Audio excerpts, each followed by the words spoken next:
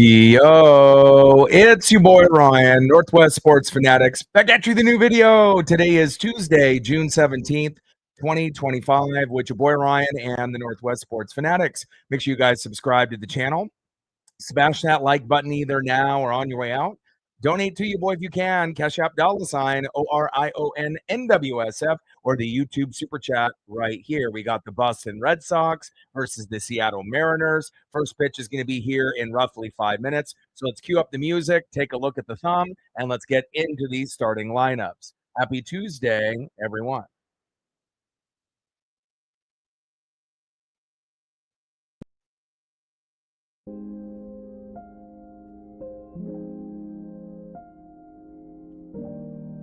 And on the thumb, on the left fielder, Jarren Duran. And on the right, one of our aces on the Seattle Mariners staff, Bryan Woo. Now let's get into the starting lineups here first for the visiting Boston Red Sox.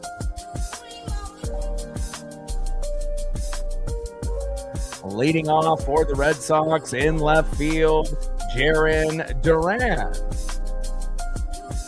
Batting second, playing first base, Abraham Toro. Batting third, playing right field, Roman Anthony. Batting cleanup, batting fourth, catching the day for the Red Sox, Carlos Narvaez. Batting fifth, playing third base, Marcelo Mayer. Batting sixth, playing shortstop, Trevor Story. Batting seventh, playing second base, David Hamilton. Batting eighth, DHing today for the Red Sox, Rob Refsnyder. And batting ninth, playing center field, Ceddanne Rafaela. And on the mound, the former Dodger, 5-4 record, an ERA of 5.01. Buehler. It is Walker Buehler. And now let's get into the starting lineup here for your Seattle Mariners. Leading off for the Mariners at shortstop, J.P. Crawford. Batting second, playing center field, Julio Rodriguez. Batting third, catching today for the Mariners, big dumper, Cal Raleigh. Batting cleanup, batting fourth, DHing today for Seattle, Jorge Polanco. Batting fifth, playing left field, Randy Arozarena. Batting sixth, playing first base, Rowdy Tellez. Batting seventh, playing right field, Dominic Canzone. Batting eighth, playing third base, Ben Williamson. And batting ninth, playing second base, Cole Young. And on the mound for the Mariners with a 5-4 record, an ERA of 3.39, it is Bryan Woo. Let's go, baby. Magic number today will be 5 runs, 7 to 10 hits. If we can hit that number, we should have a pretty good chance to be able to come out on top here today. At the very least 4, but typically you have to get to 5 nowadays in 2025. Chris in the building, what's good? Yeah, the only bright spot from yesterday really was Logan Gilbert in his first game back in months, since April 25th with 10 Ks, but Giolito had 10 himself. And again, it's not like we got beat up. Both teams, only had 4 hits. But on the Red Sox side, Roman Anthony ended up having his first homer in his MLB career off Logan Gilbert. And then there was just an RBI single by Abraham Toro. And that was it. So it's unfortunate when you end up losing in that type of manner. But again, I think that we're going to have a very good shot. I know Crochet is going to be on the mound tomorrow going against La Piedra, Luis Castillo. That's going to be really tough. But again, we should be able to compete here tonight. And if we win here, we should have a decent chance to win tomorrow. Obviously, we're very good in the afternoons. In years past, we struggled in morning and afternoon games. But this year, we got it down pat, and hopefully we get off to a strong start, here against Walker Buehler, the former Dodger, and hopefully we can get 1 to 3 runs within the first 5 to 6 innings, and that'll help us set the tone, hopefully early and often. All right, baby. First pitch is just around the corner here. And we'll be shooting for 20 likes within the first hour, 50 or more overall, and obviously 100 in the donos on every single stream.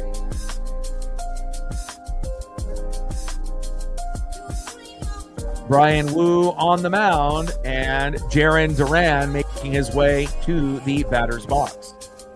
On deck, the former Mariner, first baseman Abraham Toro, and batting third, the hero yesterday, right fielder Roman Anthony.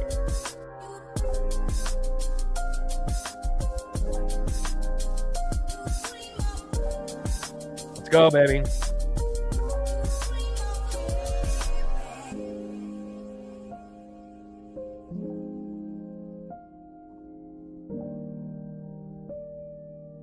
And Red Sox have been hot. Ideally, the Guardians played us at, a time where we were starting to kind of put it together.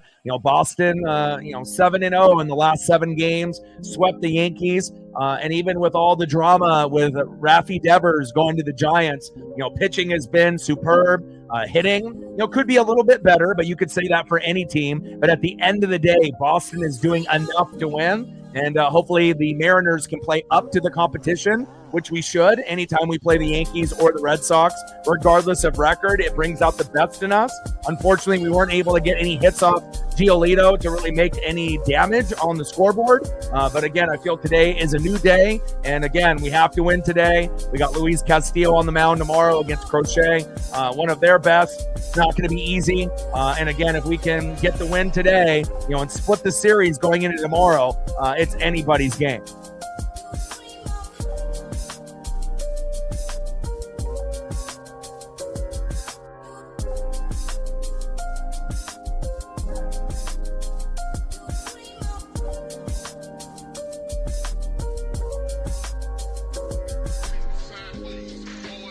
First pitch from Brian Wu to Jarren Duran, high and outside, four-seam fastball, 94 miles an hour by Wu, 1-0 count. And again, we want to try to get Wu, in that 5 to 8K range. And if he's going to get less than that, we need a lot of cheap outs, ground outs, pop-ups, double plays. And again, magic number 4 to 5 runs, 7 to 10 hits. With Wu pitching well, it should give us a chance, to win this matchup. 13 starts, 5-4 record. He did have a 5-1 record and has dropped the last 3 with no run support, but hopefully that won't be the case here today. 1-0 pitch, in play, back, and at the wall, and Julio Rodriguez is there. Jarren Duran, 1 away. Hard hit ball there by Duran. Thankfully, it wasn't a homer. We wouldn't want to be down 1-0 off the second pitch of the game. Next up, first baseman Abraham Toro, the former Seattle Mariner. Let's go, Wu. We need a solid outing. And again, Logan Gilbert is our best pitcher on the staff. But again, Wu, up to a couple weeks ago was our number one. Had a 5-1 record, an ERA in the mid-2s. But again, with no run support, ERA went up slightly, and then the record didn't really shine off the page anymore. When you're 5-1, it looks sexy. When you're 5-4, not so much. But he can get back on track here. First pitch, fouled off by Abraham Toro, the former Mariner. 0-1 count. 0-1 pitch, low and away with the changeup. 89 miles an hour there by Wu. 1 ball and 1 strike from Wu to Toro. Iron String in the building. What's good? Appreciate you. Thank you so much for your support. Stacks on stacks, racks on racks with the little Cactus Jack. Bang, bang. If there's anything you want to see photo-wise of a former player or a current player, let me know, and I got you. Monkey Kung Fu with a 20. Let's go, M's. Omar Vizquel. And thank you so much for watching. I appreciate, obviously all the love and support. And thank you so much. Appreciate you. 2-2 pitch in play. And Toro gets hit by the pitch, which is rare by Wu. And I appreciate you, Monkey Kung Fu. Let's go, M's. Great choice, Omar Vizquel. And whenever I think of Omar Vizquel, I think John Olerud, kind of back in that same time period. Both guys were studs, and I appreciate you. Monkey Kung Fu with a 20. Bang, bang. Thank you so much. We're at 22, 78 to go. Captain Oreo in the building. What's good, brother? And hopefully we can get Wu to settle in. Next up is Roman Anthony, who ended up hitting his first MLB homer in his career on Logan Gilbert yesterday. And that ended up really being the difference in the game against the Mariners on Monday. First pitch, low and away, four-seam fastball, 95 miles an hour by Brian Wu, 1-0 count. 1-0 pitch, high and away, four-seam fastball, 2 balls and no strikes to Roman Anthony. All right, we need a slow dribbler right up the middle, and hopefully we can get a double play. But right now, Wu all over the place, not very in tune with the strike zone early, which is a little concerning. But hopefully he won't walk or hit too many guys. We need Wu, to be the dominant Wu, that we had at the beginning of the year, not the Wu maybe that we've seen in the last couple starts. But we'll see what we get here. 3-0 pitch. And takes the strike looking right down the middle. 3 balls and 1 strike from Wu to Anthony. And if we're really lucky, we can get a double play here or somehow, some way, a cheap out on Anthony. And then we can end up getting the force out, pop up or ground out with the next batter, Narvaez. Captain with a 5er. Appreciate you. We're already at 20 likes. Great start. Stacks on stacks. Racks on racks. Little Cactus Jack. Bang, bang. Appreciate you. We're at 27 already. Thank you so much. Appreciate you guys very, very much. 2-2 pitch. Low and away. 3 balls and 2 strikes. Count now is full for Roman Anthony. Come on, Brian. You're looking a little shaky here early on, which is not ideal.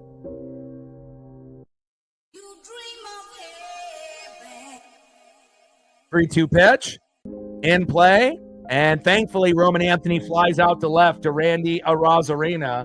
Nice job. Appreciate you, Captain. We're already there. And that might be the fastest that we've hit that number in a stream in a minute, within the first 10 minutes. All right, here we go. Potentially the last batter. Hopefully here in the top of the first. Catcher Carlos Narvaez. Top of the first, runner at first with 2 outs. And we need to set the tone early and often. We need to get on the board with 1 to 3 runs within the first 5 to 6 innings. And if we can do that, it should give us a chance late instead of looking up at the scoreboard being down 1, 2, 3, 4, or 5 runs. First pitch from Wu to Narvaez. Takes a strike looking in the zone. Slider 89 miles an hour, 0-1 count. Appreciate you, Iron Monkey and Captain, for getting us off to a good start, as well as the people that helped us out yesterday as well, like Mr. Williams. Anytime you can get someone dropping 3 donos in a row, for substantial amounts to be able to support me, Paisley, and the channel, it really does go a long, long way. Just like Iron Monkey and Captain here today. Appreciate you guys very, very much. 0-1 pitch, fouled off right down the middle by Narvaez. Brian Wu ahead of the count. No balls, 2 strikes, runner at first, and 2 outs. And it would be ideal if we can get out of this unscathed, and I believe we will. 0-2 pitch, and big swing and a miss. Brian Wu. See ya. Got him. And we leave one stranded there, and I love that. Let's go to the bottom of the first inning, and hell, let's get some runs. Let's not wait, to the end of the matchup. And again, we couldn't even get a run yesterday. And it's not often the Mariners are going to get shut out. We do have hitting problems, but they're not as bad as 2023 or 2024. So, we should be able to manufacture some hits and runs. Crochet will be on the mound tomorrow, so it will be tough. But, last time we faced him in Boston, we were able to figure it out. So just take 1 pitch and 1 inning at a time, and we should be able to get it done. On the mound for the Red Sox, 5-4 record, ERA of 5.01. Walker Buehler, not the same dominant pitcher from LA, but still can do some damage. And leading off for the Mariners, shortstop, playing like an all-star, J.P. Crawford. Batting second, playing center field, Julio Rodriguez. And batting third, catcher, big dumper, the best catcher in baseball, Cal Raleigh. And we're going to need production out of Julio and Cal. If we don't get it, we're not going to win a game in this series, and we're going to get swept. And on top of that, Boston is hot. They're 7-0 in their last 7 starts. They swept the Yankees, so we'll see how it goes.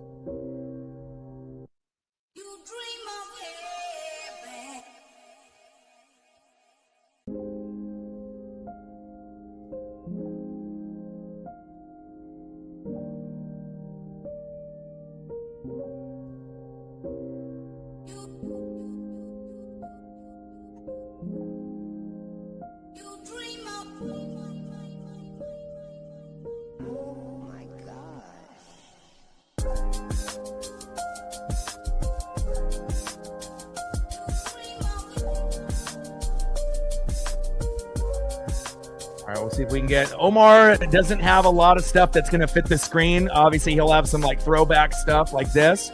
But let's see if I can find a couple here from back in the day.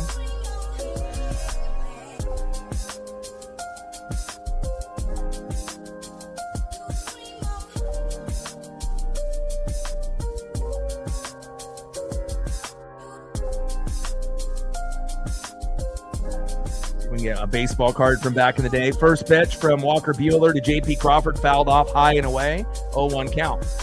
But the good old era, the junk wax era, and I love, this era, the 80s and 90s will always be undefeated, not only based off sports, but movies and music, a lot of great memories from the 80s and 90s. And, there is a reason why, in modern day, why they can't think of any new ideas and they just try to piggyback off success in the 80s and 90s. And you see a lot of remakes and a lot of reboots, but never as good as the original. 1-1 pitch, high and away with that cutter. 2 balls and 1 strike from Buehler to J.P. Crawford. And again, Walker Buehler, 5-4 record, ERA of 5.01. So again, not the same dominant pitcher on the Dodgers, but can still get a few Ks and be effective here and there. J.P. on the 2-1 pitch, grounds out to first, 1 away. Next up, center fielder Julio Rodriguez. And Julio and Cal have been pretty cold, for quite a few games. And we definitely need those bats to come alive. And we need hits, singles, doubles, RBIs, stolen bases, anything that we can get to help us, put some runs on the board. Let's go, Julio. Try it inside. First pitch to Julio, takes a strike swinging, 2 feet off the plate. No surprise there, 0-1 count. I mean, it's one thing to be overly aggressive, but you have to connect. You got to hit the barrel. And again, in March and April, you weren't really connecting.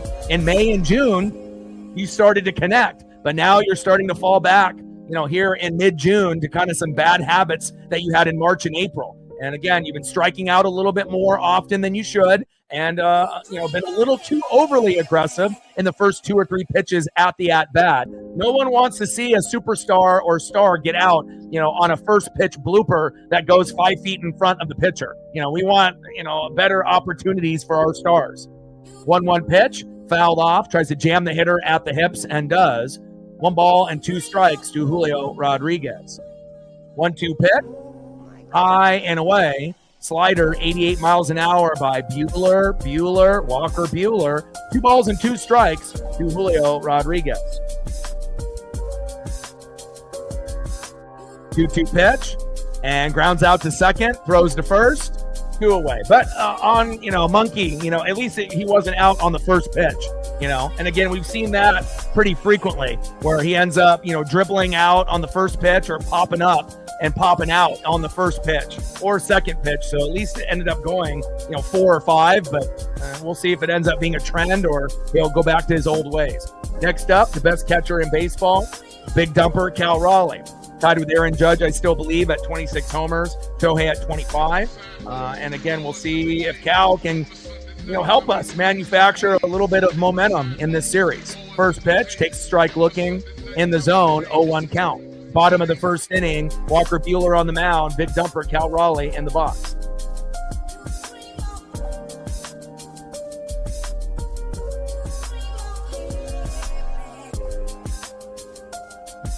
Oh, 1 pitch, high and away with a 4-seam fastball. 1 ball and 1 strike to big dumper, Cal Raleigh. 1-1 pitch, fouls that one off high and in the zone. 1 ball and 2 strikes with nobody on and 2 outs. Come on, Cal. We need you, baby. Bottom of the first with nobody on and 2 outs. 1-2 pitch, low and away, tries to paint the corner, but they don't give him the call. 2 balls and 2 strikes to big dumper Cal Raleigh. Bring that electricity, Cal. We need it, baby. Come on, Cal. Trident's up. 2-2 pitch, high and inside. Count now is full. 3 balls and 2 strikes with nobody on and 2 outs. Walker Buehler on the mound. Cal Raleigh in the box. Let's go, Cal.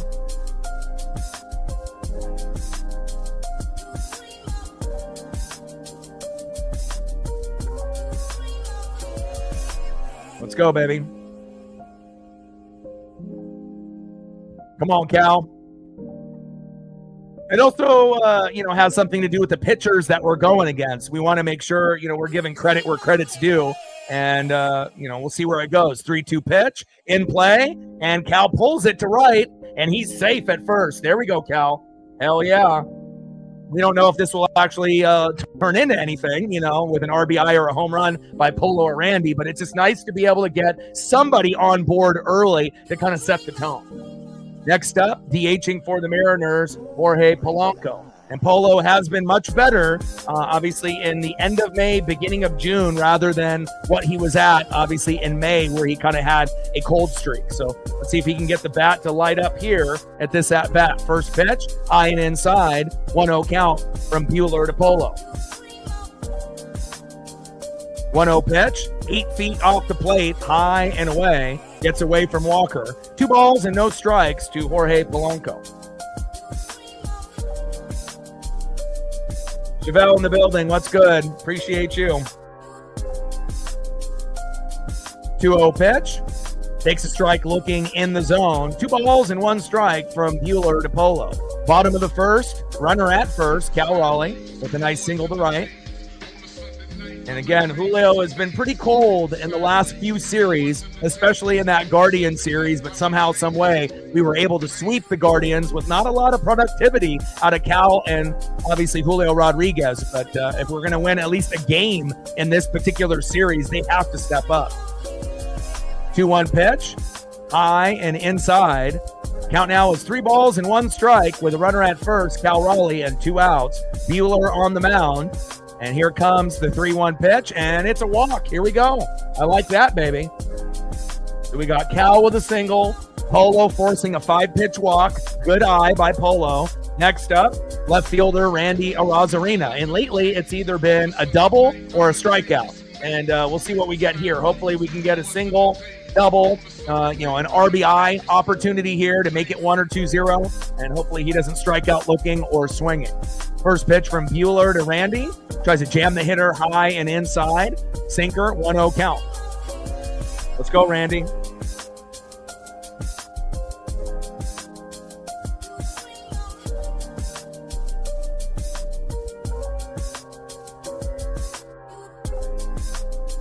One-0 pitch. High and away with that slider. 2 balls and no strikes to Randy Arozarena. Come on, Randy. Let's go, baby.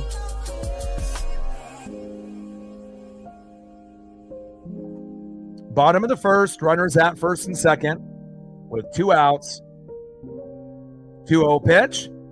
Takes a strike swinging. Big swing and a miss with the cutter, 92 miles an hour by Walker Buehler. 2 balls and 1 strike with runners at first and second and 2 outs. Buehler on the mound. Randy Arozarena in the box. 2-1 pitch. Big swing and a miss, low and in the zone.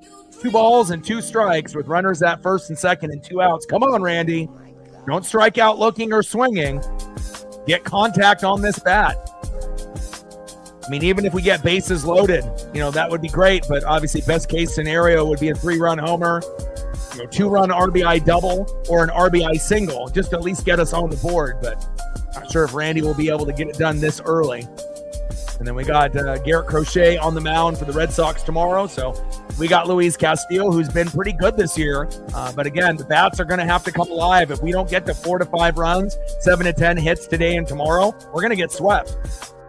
Point blank, period. 2-2 pitch in play, and that's a fielder's choice to the shortstop. Polo out at second, and we leave them stranded. End of the first inning. We're knotted up here at 0. Let's see who's up next here in the top of the second for the Boston Red Sox.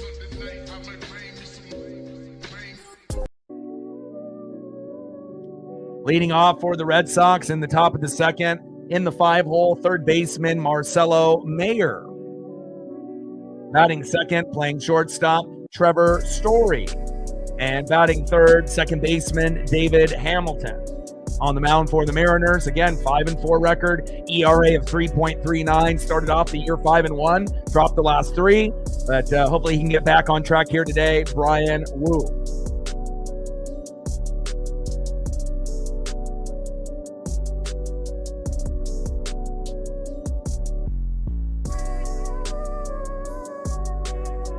See if I can find another old school Omar Vizquel card from back in the day.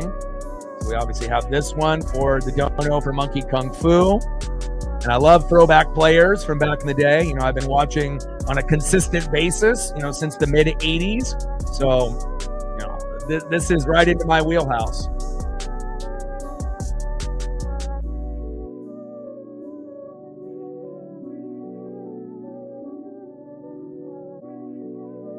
Maybe an old school Tops or something. Let's see what I can find here.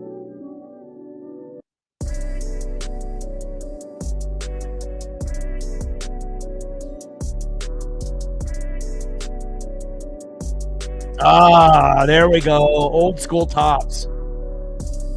Good old Omar. What could have been if we would have kept him on the roster? But there's been plenty of mistakes by the Mariners in the past. You know, not re-signing Randy Johnson, not re-signing Omar Vizquel, letting Adam Jones turn into an all-star to the Orioles. I mean, there's been a lot of blunders, you know, that we've made. Also overpaying guys like Robinson Cano, you know, giving him that Yankee money, even though, you know, he was overpaid. But, you know, it is what it is.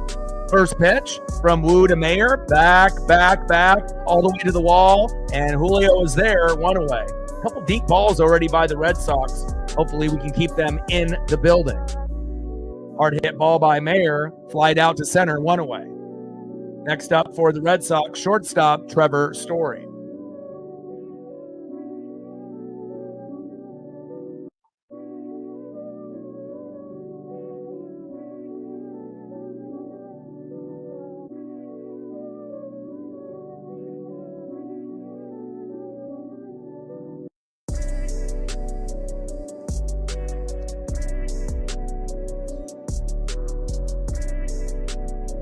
First pitch to Trevor Story from Brian Wu, right down the middle, taking a strike, looking with that slider, 87 miles an hour, 0-1 count. 0-1 pitch, big swing and a miss with the sweeper, low and away, 85 miles an hour by Wu. No balls and two strikes with nobody on and one out. Wu on the mound, Trevor Story in the box.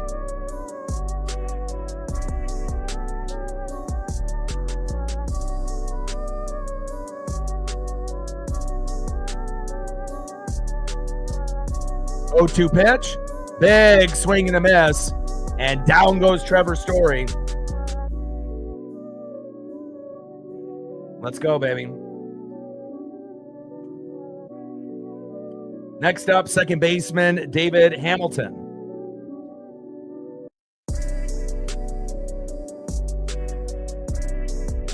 Now, Cal will be a Mariner for life, in my opinion. You know, again, he is the most valuable player on the team, and you know we should be able to keep him on the roster, you know, for his whole career. And with Ken Griffey Jr., it was more of a thing. You know, he wanted to play for the Reds because that's where his dad played. You know, in the Big Red Machine.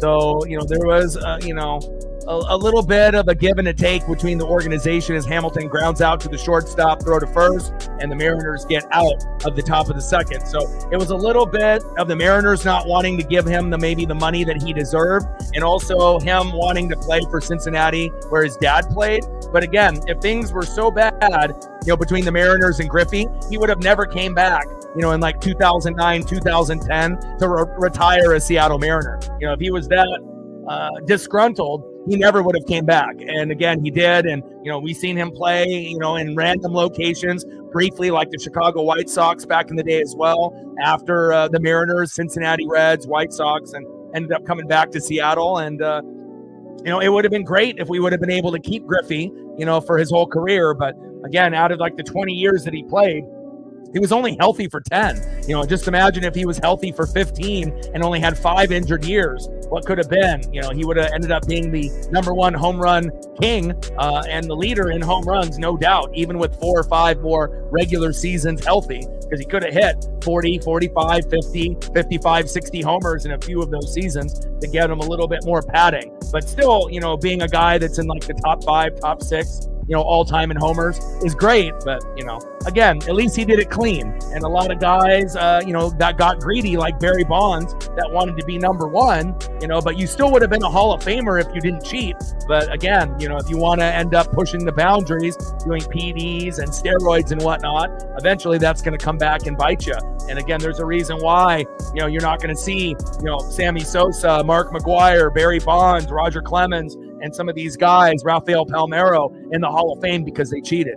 It takes away from the guys that did it clean. So let's go to the bottom of the second inning and see who's up here for the Mariners, and hopefully we get on the board. Next up for the Mariners, first baseman Rowdy Tellez. Batting second, right fielder Dominic Canzone. And batting third baseman Ben Williamson.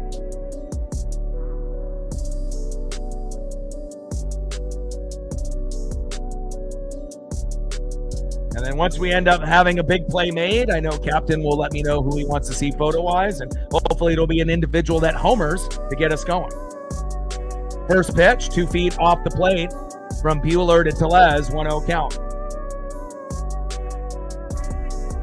1-0 pitch, low and at the knees with that slider after the first pitch knuckle curve got away from Buehler. 2 balls and no strikes to Rowdy Tellez.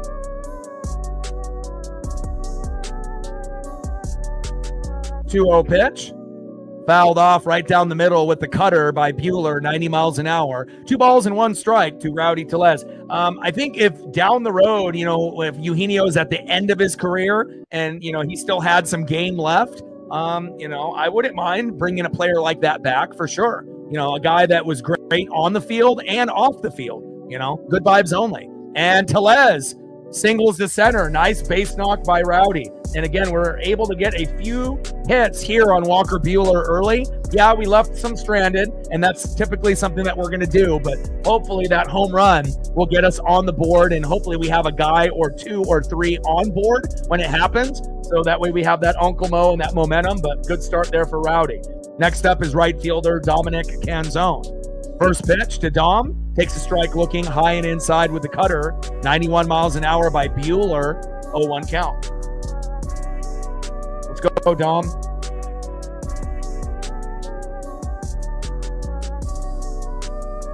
Let's get it, baby.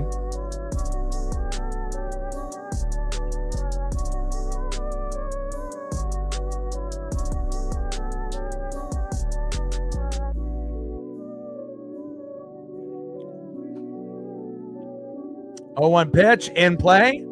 Back, and slide out to center. 1 away.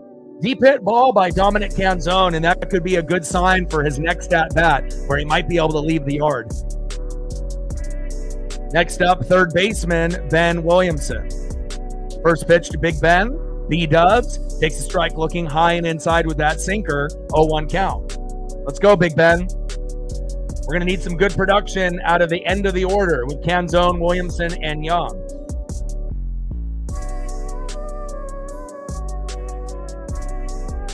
Six more likes to 30. Let's get there, baby. 0-1 pitch, high and away. 1 ball and 1 strike from Buehler to Williamson.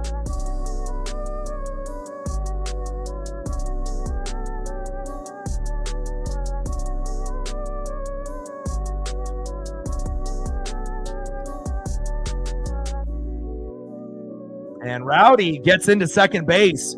Look at that. Even the big boy can steal bags. We got a couple guys that got some big dumpers, not just Cal Raleigh. Rowdy got the dumper as well, kind of slow. But to be able to steal a bag and your name is Rowdy Tellez, yes, please. Let's go. Nice job. 1-1 pitch, low and away. 2 balls and 1 strike to Ben Williamson as Rowdy ends up getting a little standing O from the crowd. They appreciate the hustle from the big man. 2-1 pitch, low and away, slider, 85 miles an hour, 3 balls and 1 strike from Buehler to Williamson. Yeah, both teams are hitting it deep. So, I mean, at some point, we should see some homers in this game, you would think. 3-1 pitch. And low and away, and that's a 5-pitch walk. We'll take that, baby. Runners at first and second, but we can't go, with runners at first and second and third, or bases loaded with no outs or 1 out, and come up with nothing every single time. At some point, something's got to give, and hopefully we can get a good RBI opportunity here by a guy that has been struggling a little bit in Cole Young. Come on, Cole. We only have half of the lineup that's home run hitters and the other half of the lineup that are single hitters. So you're not going to typically get a whole lot of homers out of Ben Williamson or Cole Young, as well as some of the other guys on the roster. But if they can get on base, you never know when that special RBI opportunity will present itself, or that unexpected home run that we're going to get out of Cole Young or Ben Williamson at some point in the season. First pitch, high and away. Slider by Bueller, 1-0 count. But Red Sox are hitting it deep. Mariners are having a couple balls hit pretty deep. And again, you may not connect with that homer at that first or second at bat, but if you continue to, get it on the sweet spot, sometimes that third or fourth at bat might be the one where it goes yard and actually changes the outlook of the game. 1-1 pitch, takes a strike looking right down the middle. 1 ball and 2 strikes with runners at first and second and 1 out. Come on, Cole.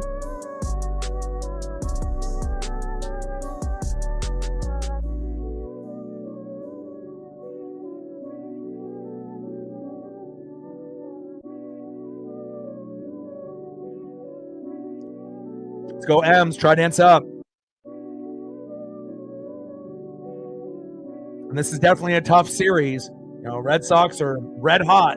And again, the Guardians faced us, at the wrong time. If they would have played us a week prior, we probably would have gotten swept, not sweeping the Guardians. So, and then right now we're playing the Red Sox at the, not really the most opportune time. We're playing them right after sweeping the Yankees, and they're very confident even after getting rid of Devers, which they should be. Pitching has been exquisite for them. 7-0 in the last 7 starts. And pitchers got an ERA of under 3 collectively. Bottom of the second, runners at first and second. Here we go, baby. Here we go. Knuckle curve. Here we go. Go, go, go. And Young doubles the center. Tellez scores. Williamson, go, go, go. And Williamson gets thrown out at home. And that's a little risky there. But again, the Mariners are going to be overly aggressive. We didn't score anything yesterday. Nice for Cole Young to come up big. I kind of had a feeling that he would. And again, a guy that's been struggling a little bit, that's a good opportunity with runners at first and second and 1 out. Nice job by Cole Young to get the RBI. Rowdy Tellez and his dumper got home. Ben tried to, get that extra run in there, which would have been great, but gets thrown out at home. Next up is J.P. Crawford, 1-0 Mariners. Nice job. 1-1 pitch, high and away. 2 balls and 1 strike to J.P. Crawford. And let's see if J.P. can get an RBI or a homer here to get us to 2-0 or 3-0. And again, it would have been nice if Ben would have stayed at third. But again, I don't mind the overly aggressive, approach. Again, how many opportunities are you going to have like that? And again, the play kind of came to a standstill, and then the second baseman, shortstop kind of looked at each other and then threw home. And if they just would have maybe paused for another split second, I think Ben would have been safe. But it was a good throw to home, connected, and Ben got thrown out. But at least we got a run. And again, getting a run is what we need. We need runs since we got shut out 2-0 yesterday. 2-2 pitch. High and inside. Count now is full. 3 balls and 2 strikes to J.P. Crawford. Let's see if J.P. can get on with a walk. And 3-2 pitch. And there's the walk. Hell yeah, baby. There we go. Nice job. Good awareness by J.P. Now we got runners at first and second with 2 outs. And again, a good opportunity for a player. We're playing with house money. We have a 1-0 lead. Runners at first and second. Be patient in the box. And if Julio is going to be overly aggressive, let's homer here. Let's get a 3-run jack or an RBI single or an RBI double. No pop-up or ground outs, weakly hit baseballs. Let's connect on that sweet spot, and let's see if we can take advantage early and often. Let's go. Michael in the building. What's good? Try dance up.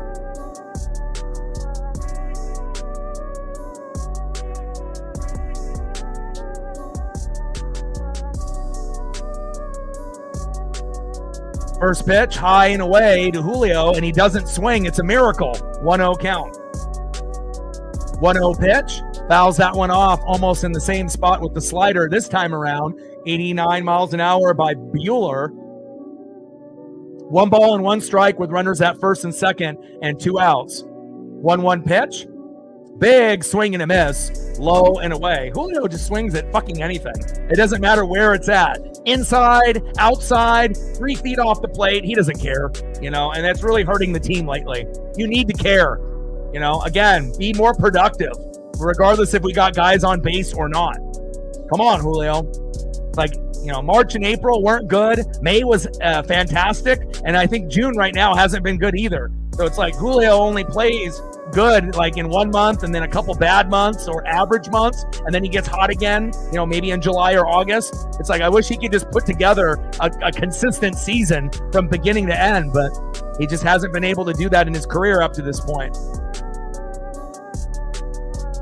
1-2 pitch. High and inside. 2 balls and 2 strikes from Buehler to Rodriguez. Anna in the building. What's good? But again, I got confidence that we can win the game today. And we're going to get more hits than we did yesterday. We only had 4. Logan Gilbert pitched great, but so did Giolito. So 2-2 pitch. Low and away. Slider, 89 miles an hour. 3-2 count. 3-2 pitch. And look at that. Walker Buehler with a walk on Julio. Oh my God, praise the baseball gods. Julio getting on with a walk without striking out too soon? Someone pinch me. All right, baby, here we go.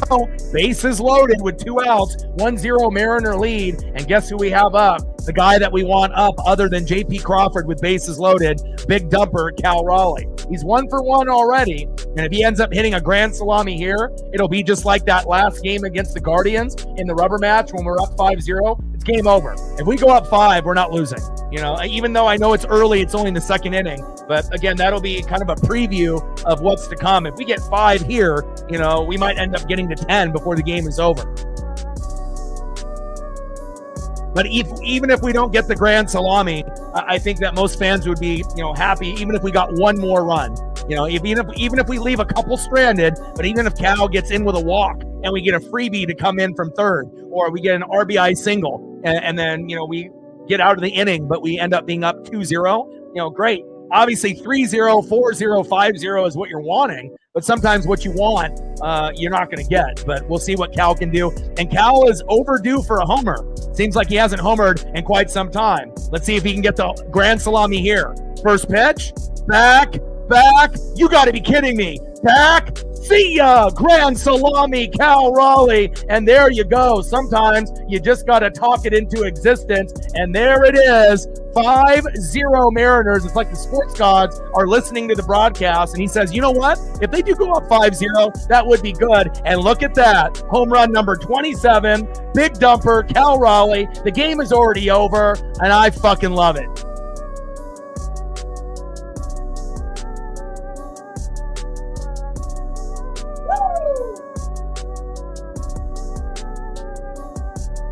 Let's go, baby. Let's go. And again, Cal wasn't productive, in that Guardian series, but just like that, first pitch. And, sometimes you get these gut feelings, about players. And again, Cal maximizing what we needed, and Polo grounds out to second on the first pitch, but the damage was done. And the best case scenario, Walker Buehler, shaky, walking some guys. Cal hasn't hit a homer in ages. And then finally, not only does Cal hit the homer, but he gets you the best homer that you can get in baseball. Get the mustard and get the rye bread. It's grand salami time. 5-0 Mariners. Let's go. Hell yeah. Beautiful. And again, the same type of thing, happened in the Guardian series, when JP hit it on Father's Day. And if you end up going up 5-0, yes, I know our bullpen has been a little shaky and whatnot, right? But even with guys like Trent Thornton and Snyder, guys that we don't really trust, even those guys have been a little bit better as of late. We're winning today, and hopefully we can end up carrying this momentum over tomorrow, because we have Crochet, one of the best, obviously, for the Red Sox, going against Luis Castillo. And, La Pietra has actually been pretty good. He may give up a homer or 2, but then he'll settle down. But there it is, baby. Trident's up. 5-0 Mariners. And again, Sometimes you just need to talk it into existence. We talk about it, how great it would be if it was be 5-0, but also, making sure that the sports gods know that we're okay with a walk to make it 2-0 or an RBI single to make it 2-0. We don't need to be greedy, but if you're going to hand something right to us on a silver platter and Cal can connect with that torpedo bat, yes, we're going to take a grand salami and a 5-0 lead. Let's fucking go. Trident's up, baby. Home run number 27. And again, Big Dumper pacing for one of the best seasons, out of any player, not only catcher. And very exciting to be able to see, considering the most homers a catcher has ever hit in MLB history out of any player, 48. Cal's pacing for almost 70. So again, I don't know if he'll end up even hitting 60 to 68, but again, even if he gets, 50 to 59, it's going to be record breaking. And I can't wait to be able to see as the season keeps continuing to go on. All right, let's see who's up next here for the Red Sox in the top of the third. Great job by Big Dumper, baby. That's exactly what we fucking needed. Punch them in the mouth where they can't recover. Next up, for Brian Wu, DHing in the 8-hole, Rob Refsnyder. First pitch, takes a strike looking low and in the zone, 0-1 count. 0-1 pitch, high and inside, 1 ball and 1 strike from Wu to Refsnyder. 1-1 pitch, high and inside with a 4-seam fastball, 95 miles an hour by Brian Wu. 2 balls and 1 strike from Wu to Refsnyder. Trident's up, let's go M's. Not JT in the building. What's good?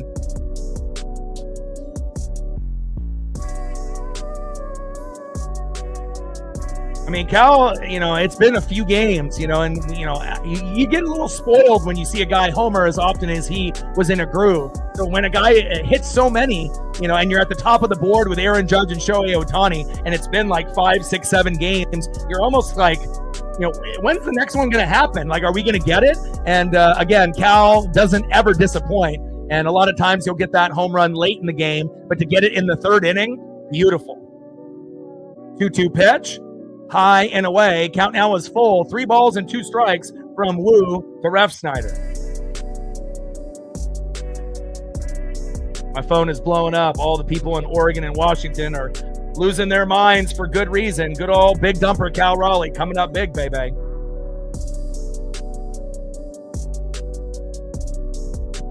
And a ground out there by Refsnyder, 1 away. We'll take that.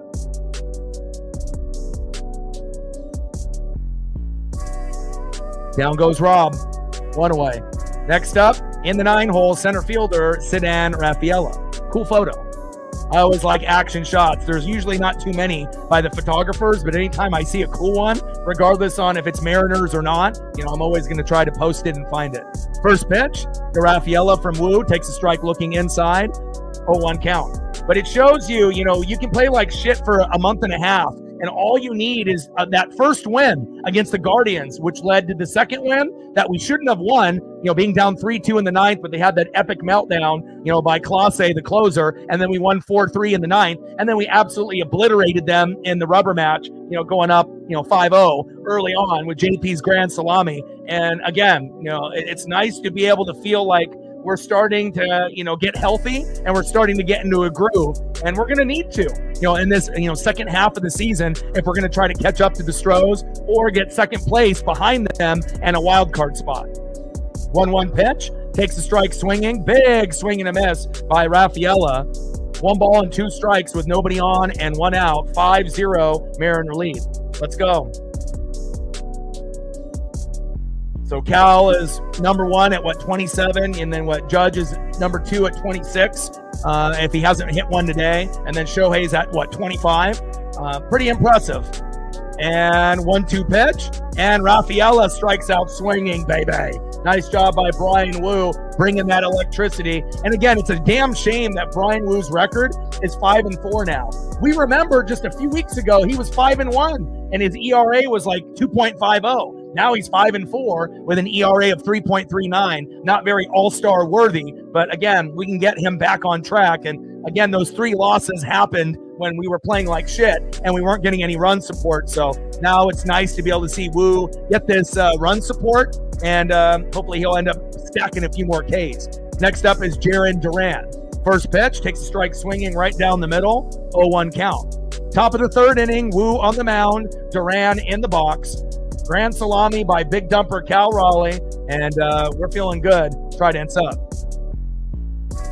0-1 pitch, and Duran flies out to left. There we go, baby. And that is out number 3. Let's go to the bottom of the third inning, and I assume Captain wants Cal Raleigh photos. We were waiting for someone to do something big, so I'll get some Cal photos up, because I assume that's what you want. I got some ESP of my own, and let's get a couple Cal Raleigh photos up here. And you know what's cool about it? Shohei Ohtani might be the best overall player as a pitcher, and a guy that can play, multiple positions in the outfield if needed. Then you got Aaron Judge, who's fantastic. It's like Mickey Mantle and Willie Mays with Shohei Ohtani, and obviously Aaron Judge, or even Babe Ruth as Shohei Ohtani. And then Mickey Mantle, Willie Mays, Hank Aaron is like Aaron Judge, or like Joe DiMaggio. He's really, really, special. But to be able to have a catcher, where you go back in history and look at guys like Johnny Bench, who is in awe of Cal, and they keep in touch. And then you got guys like Buster Posey and, Mike Piazza and Pudge Rodriguez. And, you're starting to see, the quality of player that Cal is. And we haven't really seen a power hitting, switch hitting catcher that's also good at defense, that has leadership on top of being the best player on the team. Maybe, and going all the way back to maybe a Pudge Rodriguez or like a Johnny Bench.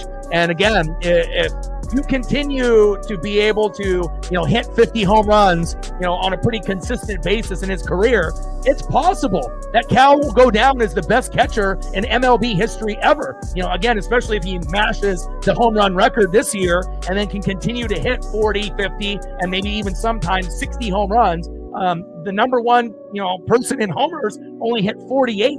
And again, it seems like, Cal is starting to really find his groove. If we could only get Julio to catch up to be like Cal. But again, I like the start that we have. And if you're just tuning in, I'll give you a quick breakdown of what happened. So, we had a point here where we had guys at first and second, and Cole Young's been struggling, but something kind of told me that this could be a good opportunity with runners at first and second and 1 out. And what does Young do?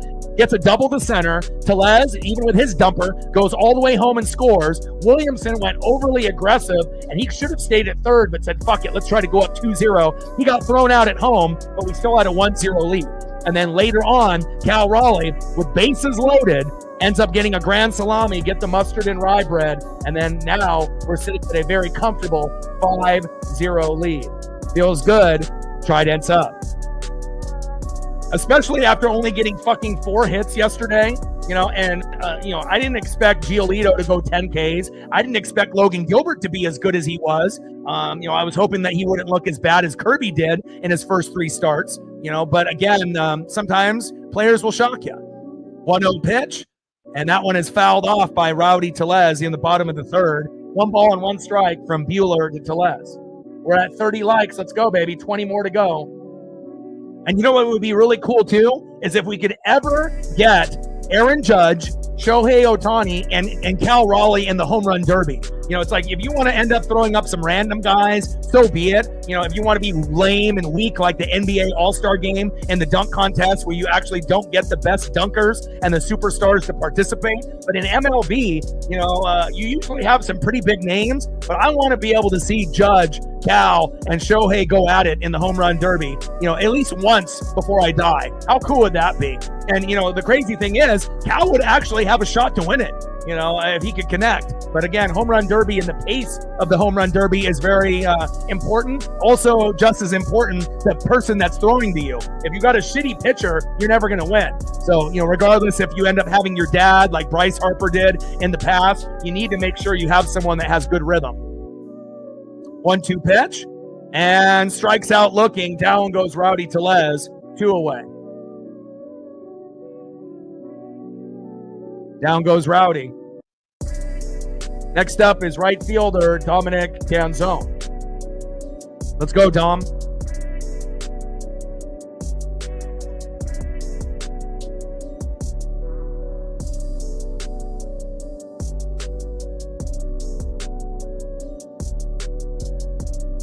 First pitch, takes a strike looking right down the middle to Dominic Canzone, 0-1 count. And I honestly believe that when it's all said and done, if Cal plays on the Mariners for 15 or 20 years, he's going to go down as one of the best Mariners of all time, just like Randy Johnson, just like Ken Griffey Jr., just like Ichiro.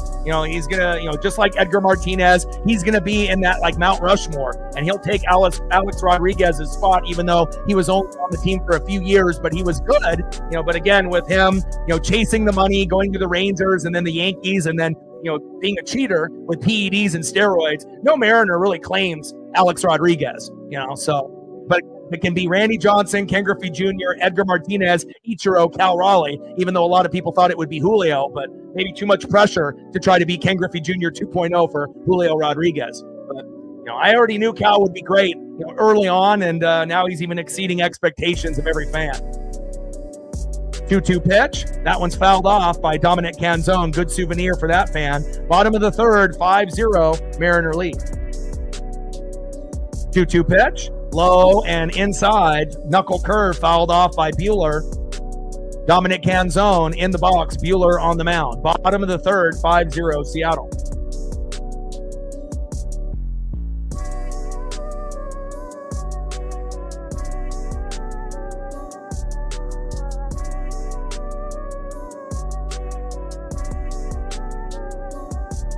But, just to be able to talk about Cal Raleigh in the same breath of like Randy Johnson, who got our first no-hitter, Griffey in those amazing seasons, winning batting titles and getting 50-plus homers, right? Ichiro, breaking the hit record, early in his career within the first 3 years. In play by Dominic Canzone. Go, go, go, go, Dom, go. And a double to right by Dominic Canzone. That's my boy. Nice job, Dom. Dom is doing much better since we called him up and, pretty much traded him for Leody Taveras. Leody actually did decent for us for a few weeks, but started to kind of fall off. And this was the right decision. We got guys in the farm, bring them up. You never know what guys are going to spark the team. And now you got Canzone, Williamson, and Cole Young from the farm, and they're helping. First pitch to Williamson, low and away. Cutter misses the plate by about 5 feet by Walker Buehler, 1-0 count. And we also have to be thankful that Walker Buehler is not the same Walker Buehler on the Dodgers. And if he was, he'd still be in LA. So this is a version of Walker that, is almost like a shell of what we used to see when he was dominant with the Dodgers. Now, can he still pitch a great game from time to time? Yes, but his ERA has gone up and he's been a little bit more injury prone. So that's good for us and Seattle Mariner fans here in 2025. 1-1 pitch, fouled off high and away with that sweeper. 1 ball and 2 strikes with a runner at second and 2 outs. Buehler on the mound and Ben Williamson in the box. Let's go, Big Ben. 1-2 pitch, cutter, high and away. That one is fouled off. 1 ball and 2 strikes to Ben Williamson. Let's go, Big Ben. And Ben is amazing on defense. One of the best defenders on the team. And again, it's nice to be able to see young, up-and-coming prospects. And we still got Tyler Locklear, who we can call up to play first base over Donovan Solano to back up Rowdy Tellez. You got Harry Ford, who's better than Mitch Garver already, who's been raking in AAA, who can be our backup catcher, DH, if we need him as well. So it's very exciting to be able to see where this team is going. And we will be making some moves at the deadline. Maybe a right fielder, maybe a first baseman, and a couple relief pitchers to give us some depth. 2-2 pitch. Fouled off right down the middle with that sinker by Buehler, 94 miles an hour. 2 balls and 2 strikes with a runner at second and 2 outs, 5-0, Mariner lead.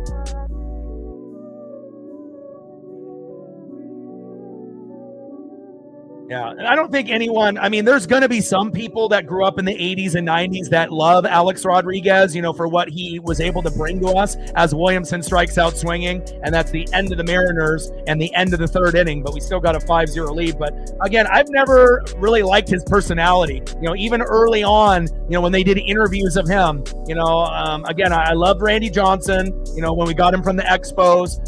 I love Griffey, obviously, meeting him at 7 years old changed my life forever.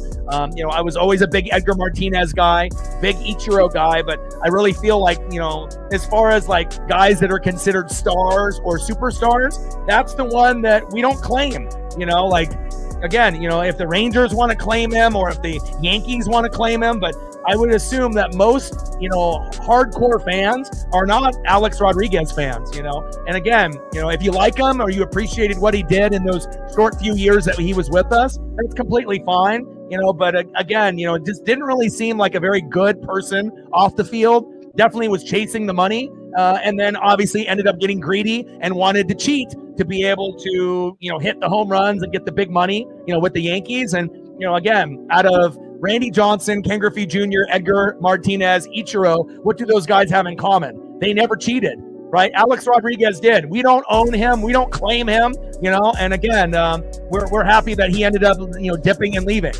We don't want anyone like that to tarnish our legacy.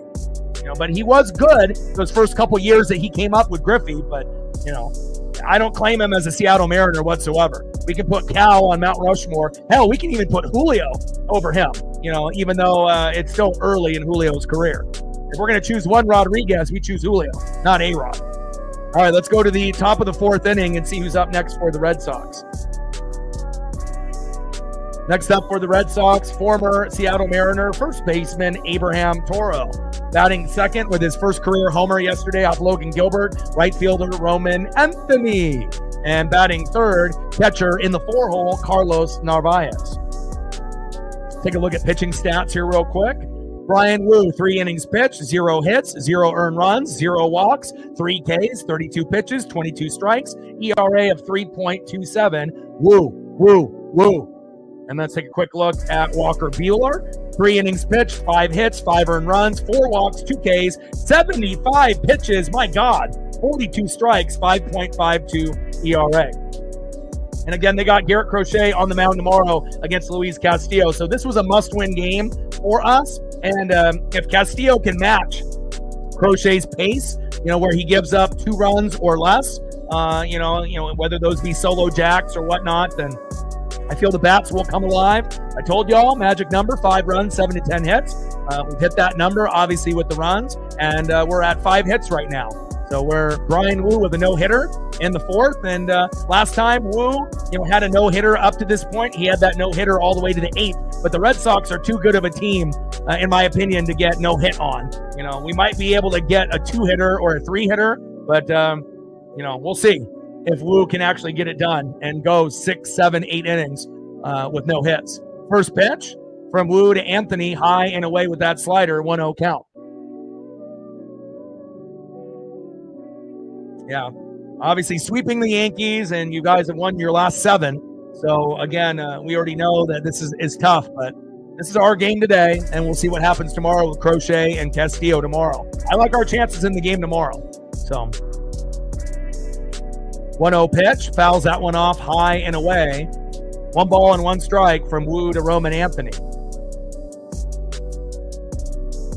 1-1 pitch, fouled off right down the middle. 1 ball and 2 strikes from Wu to Anthony. So I was reading an article, Captain, and it says, like, for certain guys like Trent Thornton, there's certain rules set up in MLB where you just can't release a guy, or you can't just send him to AAA, and again, like, there's going to be certain things that you have to do to either like deactivate the player completely and have to see if he claims waivers and then goes to like AAA or another team. But depending on how much money is owed to the guy, you're not going to be able to, send guys down whenever you want. You have to look at the contract and also to see how many times, they've been sent down, and also kind of the stipulations in the contract, if they have to be deactivated completely or if they can be sent down. So more than likely Trent Thornton, based on what I was reading, we probably are going to be stuck with him. We just have to hope that ERA will go down from 7.71 to, something respectable.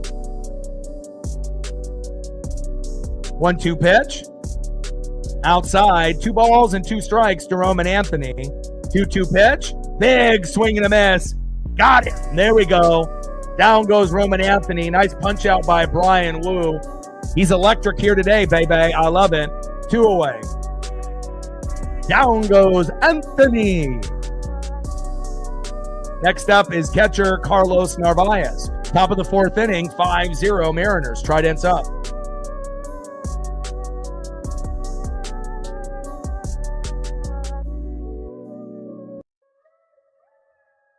First pitch, takes a strike looking right down the middle. from Brian Wu, 0-1 count. Let's go, Brian. Keep wheeling and dealing, baby.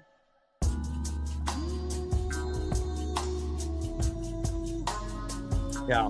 I have to go back and, check some more details and whatnot, but there's going to be certain guys, like to make room for Logan Gilbert, we sent down Jackson Kowar. I would have rather kept Jackson Kowar and sent down Trent Thornton, but again, it seems like there's some extra stuff that's kind of attached to his contract and the deal, based on if you're like a vet or a newbie, on what you can do and what you can't do.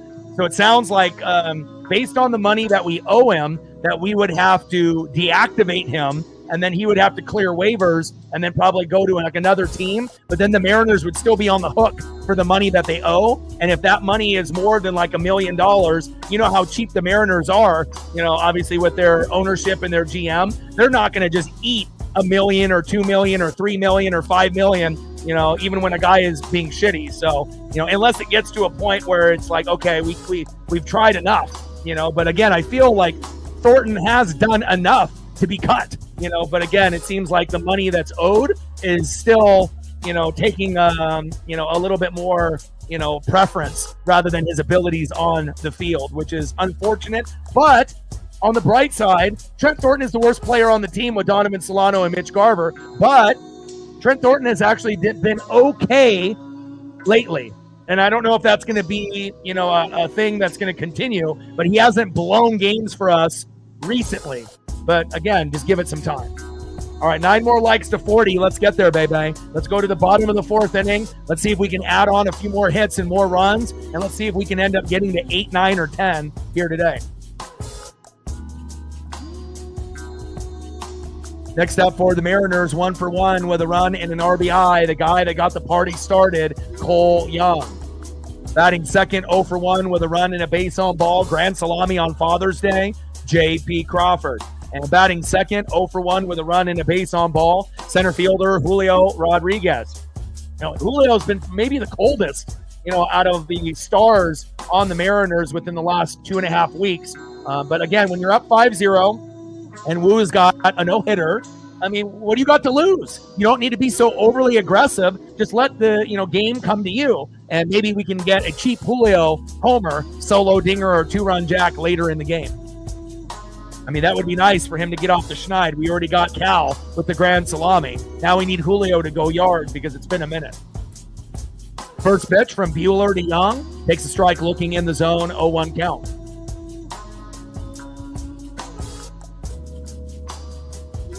Come on, Cole.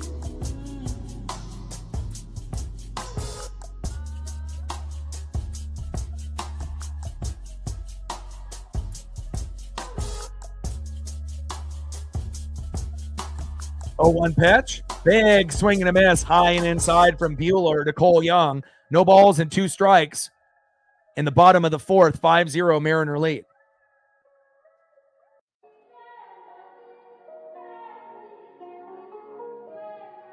Oh, 2 pitch. High and away. Cutter, 90 miles an hour by Buehler. 1 ball and 2 strikes to Cole Young. Come on, Cole. 1-2 pitch in play. And look at that, Cole Young, feeding off that confidence after that early RBI. And this is one of the first times that we've seen Cole get a few hits in his first couple at-bats in a game and have them actually mean something. Nice job, Cole, with a single to right. Great job. That's exactly what we needed when we called you up from AAA, the Tacoma Rainiers. Way to be, Cole. You're the man.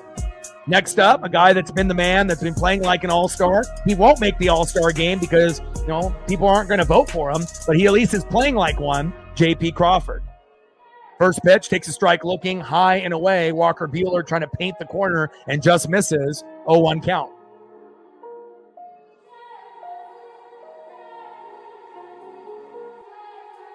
And I like the young guys that we got. I like that we have Dom playing. I like that we have Ben Williamson and Cole Young. Now I'm just waiting for Locklear and Harry Ford to join the party.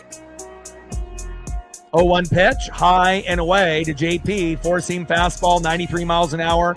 Misses that corner. 1 ball and 1 strike to JP Crawford. 1-1 pitch, cutter in the same location, high and away. cutter, 90 miles an hour, 2 balls and 1 strike to J.P. Crawford. 2-1 pitch. Big swing and a miss right down the middle by JP. 2 balls and 2 strikes to the Crawdaddy. Let's go, JP. We need you to get on base. Let's go. You the man. And a grand salami on Father's Day. And obviously having a newborn daughter, that'll be something that he'll remember for the rest of his life. Bottom of the 4th inning, runner at first, Cole Young with a single to right. 5-0 Mariner lead after only getting 4 hits total yesterday, like Boston, and losing 2-0. I had a very good feeling about today, and so far the sports gods are on our side, and we're going to need it because Garrett Crochet is on the mound tomorrow against Luis Castillo at 1:10 Pacific. But the good thing is the Mariners are really good in the afternoon, one of the best afternoon playing teams in 2025. So, even though Crochet will be on the mound, I like our chances. We beat him last time in Boston when he was on the mound. Big swing and a miss. 2 balls and 2 strikes to J.P. Crawford. 2-2 pitch in play. Go, JP, go, JP. And there we go. JP a hit into right field. And now we got runners on the corners with no outs. And guess what that means? We're scoring some runs this inning again. Let's go. Nice job by Cole Young getting on base. Nice job by J.P. Crawford. All right, Julio, no pressure. Just let the game come to you and be electric, my guy, Julio Rodriguez. First pitch. Inside, tries to jam the hitter at the hips. He doesn't swing. It's a miracle. 1-0 count. 1-0 pitch, high and away with another cutter there. 91 miles an hour, 2 balls and no strikes to Julio Rodriguez. When's the last time Julio was in the box and didn't swing at the first 2 pitches? Someone pinch me. It's a miracle. 2-0 pitch. Takes a strike looking right down the middle. Doesn't even swing at the first 3 pitches. It's like almost Edgar Martinez and Dan Wilson and Ichiro forced him. Don't fucking swing. Wait for that pitch to come to you. And if Julio can ever learn that aspect of his game, he could actually turn himself into a perennial all-star and potential Hall of Famer. But if he never learns, he's just going to be known as a good, popular player, and that's it. Big swing and a miss. Low and away on that sweeper. 2 balls and 2 strikes from Walker Buehler to Julio Rodriguez. And Crawford steals second base. Nice job, JP. That boy. Yes, sir. I see you, JP. Runners at second and third, and we need Julio to do Julio things. In play. On the 2-2 pitch, and Rodriguez grounds out to first, 1 away. Julio not coming up with any RBIs, hits, or home runs yet, but again, we still have a long ways to go. We might be able to get something from him in the 7th, 8th, or 9th inning. But so far, nothing for Julio. But something that we're getting out of Cal, a single and a grand salami. Is that good? 2 for 2. Big dumper, Cal Raleigh. Leading MLB in homers. Is that good? Damn right it is. First pitch to Cal Raleigh, high and inside, 1-0 count.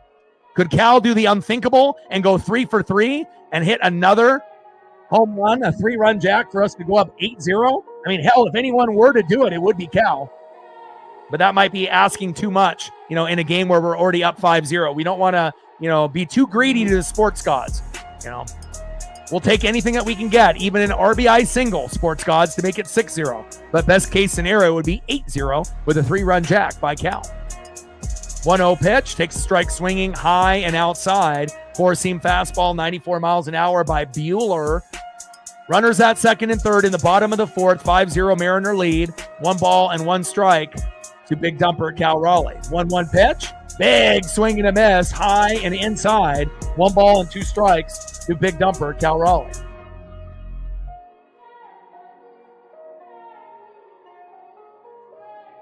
Yeah, but at some point, we can say he's learning, but is he? It's not like this is his first year. His first year starting was in 2022. We're in 2025 now. So this is already his 4th year. And typically players, hit their prime if they play 15 to 20 years, somewhere, usually between years 7 and 10. And Cal, go, baby, go. Doubles to right. Crawford scores. Go.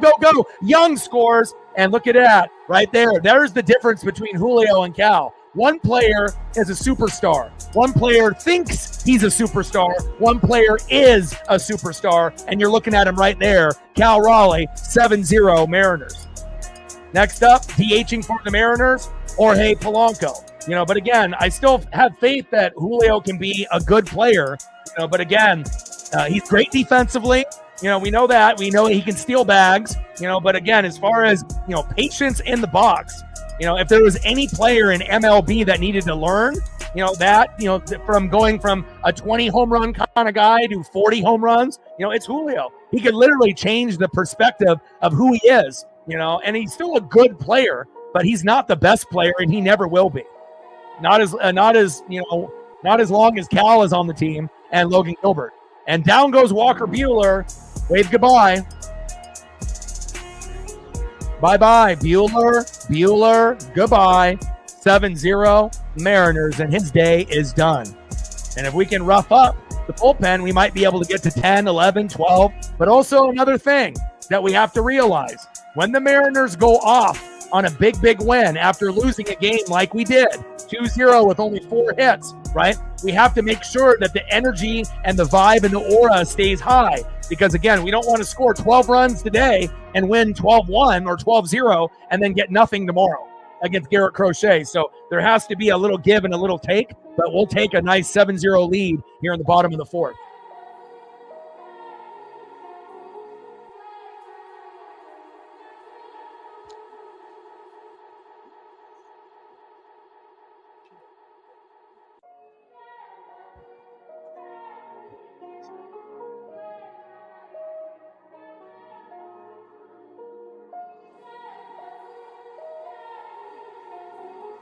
Let's go, baby. Yeah, the difference, though, is that, Red Sox were getting him more run support and his ERA was higher. Woo, was our best pitcher at 5-1, but when he ended up getting those 3 consecutive losses, his ERA went from the mid-2s to 3.39, which is still amazing. But again, there was a few games that, we should have won that he lost, like that game where we lost 2-0 to the Astros, where he had an error with Leo Rivas in the first inning, and they both scored runs off the errors, and we didn't get anything. So there's been a few cheap losses for Woo, but definitely we can get back, to being the Woo that we remember before we hit the skid where we were shitty. First pitch to Jorge Polanco, low and at the knees with the sweeper, 1-0 count. Let's go, Polo. And Cal Raleigh steals third. My goodness. Everything is just going tridents up, huh? Even when you get guys like Rowdy Tellez and Cal Raleigh stealing bags. Are you kidding me? Where was this weeks ago? Where was this yesterday? 1-0 pitch. Change up. Low and away. 2 balls and no strikes from Kelly to Polo. But really what it came down to is that pitching was just amazing for both teams, and teams couldn't hit. Giolito, 10 Ks. Logan Gilbert, 10 Ks. We just couldn't get into a rhythm. And sometimes we'll be able to rally in the 7th, 8th, and 9th, down 1, 2, 3, 4, 5 runs. But then there's going to be other times where we just, can't find a way. And we end up getting shut out or only score a run and we lose. So in play on the 2-0 pitch, and Polo sac fly to left. And Raleigh tags up from third and scores. 8-0 Mariners. Someone pinch me. I love it. Nice job, Cal. Nice job, Polo, with the sac fly. And next up is Randy Arozarena.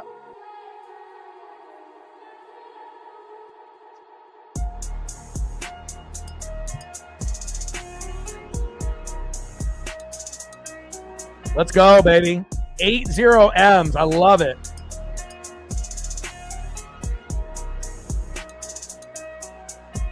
First pitch to Randy Arozarena. Big swing and a miss. Tries to get him jammed at the hips and does. 0-1 count. 0-1 pitch. Takes a strike right down the middle of the plate with the sweeper. Behind in the count 0-2 to Randy Arozarena.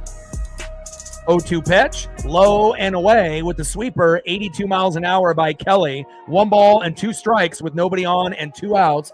8-0 Mariner lead. Let's go. Sarah in the building. What's good? Yeah, no surprise with Florida, just like how OKC is going to win the championship in the NBA. You know, the two best teams are going to end up being champions at the end of the day. And thank you so much for coming through and stopping by and showing some love. Stacks on stacks, racks on racks with a little Cactus Jack bang bang. If there's a photo that you want to see before you dip out and leave, let me know, and I got you. Has the #1 proven electrolyte blend designed to hydrate better. End of the fourth inning, 8-0 Mariners. Replenish and refuel, so you can lose more sweat and earn a place in history. Gatorade. Is it in you?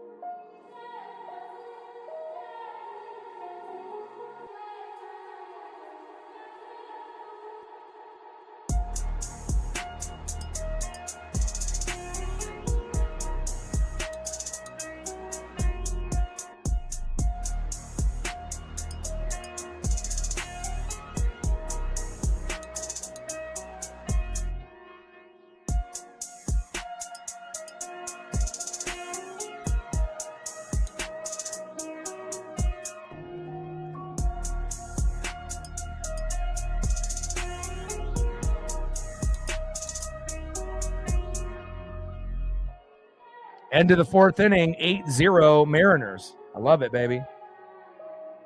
We'll see if we can find any more Omar Vizquel for Monkey Kung Fu as well.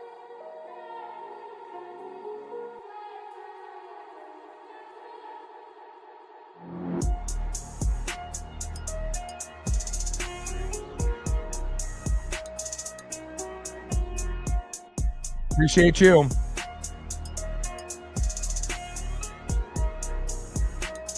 Next up for Brian Wu here in the top of the fifth, Marcelo Mayer, 0 for 1. First pitch, low and at the knees with the changeup, 87 miles an hour, 1-0 count. Let's go, Wu. Keep wheeling and dealing, baby. Wu still with a no-hitter. And again, if he keeps going like this, they might have him go 7-8 innings like he did when he was hot a few weeks back. 1-0 pitch in play. And there's the first hit of the game. Must have jinxed him there for the no-hitter. But, hey, to go 5 innings without giving up a hit, that's pretty fantastic. But I felt this team was too good to go with a no-hitter. They're still going to have an opportunity to get a run or two and a few hits. And Marcelo Mayer starts it off with the single. Next up, shortstop Trevor Story. Hopefully we can get a double play. A little slow dribbler right up the middle to get 2. First pitch from Wu to Story at the knees with the sinker, 94 miles an hour, 1-0 count.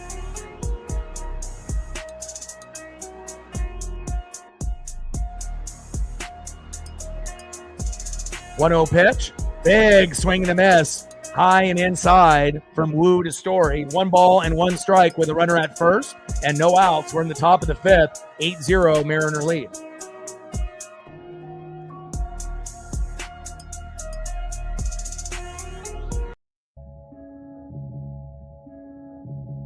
1-1 pitch, low and on the corner. Big swing and a miss by Story. 1 ball and 2 strikes from Wu to Story here in the top of the fifth.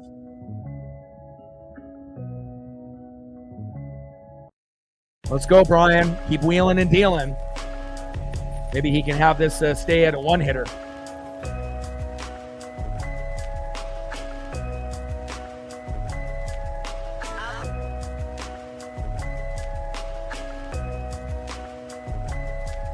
One-two pitch, high and inside with a sweeper, 82 miles an hour. 2 balls and 2 strikes from Wu to Story. 4 more likes to 40. If you haven't smashed that button yet, please do. Help us get to 50. We're at 36? 14 more to go to hit the goal, and we're at 29. 71 to go to hit the goal on the Dono train.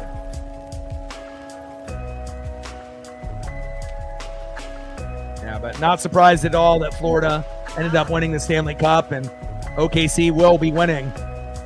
The Thunder will be winning the NBA championship. And 2-2 pitch in play. Story fouls out to first, and Rowdy is there, one away.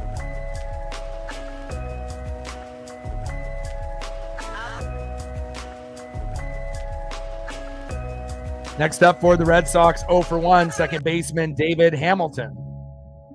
First pitch, high and away, four-seam fastball, 94 miles an hour, 1-0 count. Top of the fifth inning, runner at first, Marcelo Mayer. Breaking up the no-hitter for Brian Wu in the fifth inning. It's been all Mariners, and almost every single run has been accounted by Cal Raleigh. He's the man.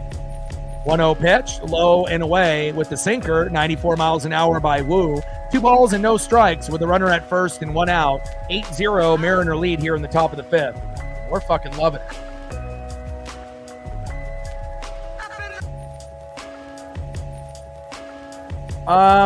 That's too tough to say because I don't know all the rules in your particular fantasy league. Based on fantasy score, because every league is kind of set up differently, based off the points. 2-1 pitch, high and away by Brian Wu. 3 balls and 1 strike from Wu to Hamilton. I mean, Mariners are winning, but we don't really know how long Wu is going to go. I mean, he just gave up his first hit, of the game, and his pitch count is extremely low right now. He's only at 53.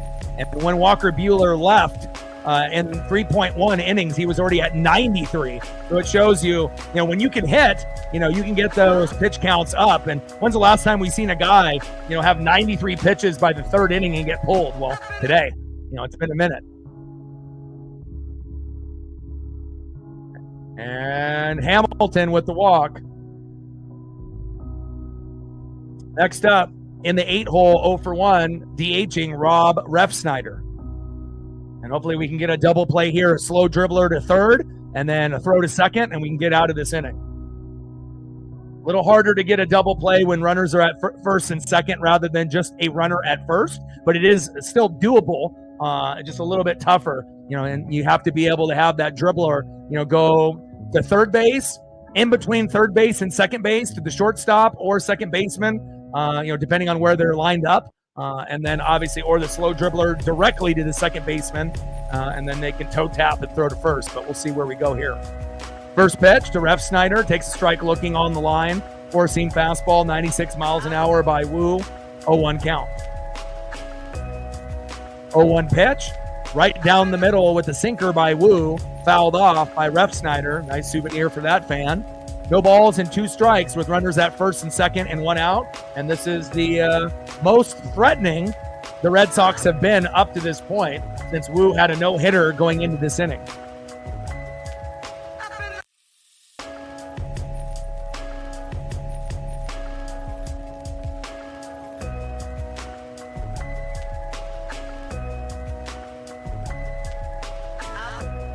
And like I said, we're at 37 now. 3 more likes to get to 40, and then 13 more to hit the goal for 50 for the stream. Takes 1 second to smash that like button for your boy. 0-2 pitch, high and inside, 4-seam fastball, 1 ball and 2 strikes from Wu to Refsnyder. 1-2 pitch, fouled off at the knees. 1 ball and 2 strikes with runners at first and second and 1 out. 8-0 Mariner lead.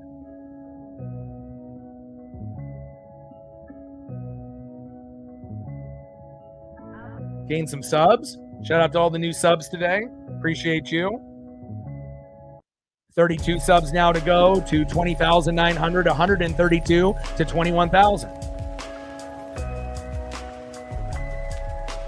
Pitch fouled off. 1 ball and 2 strikes to Rob Refsnyder. 2,900 to 3,000 regular viewers on the channel.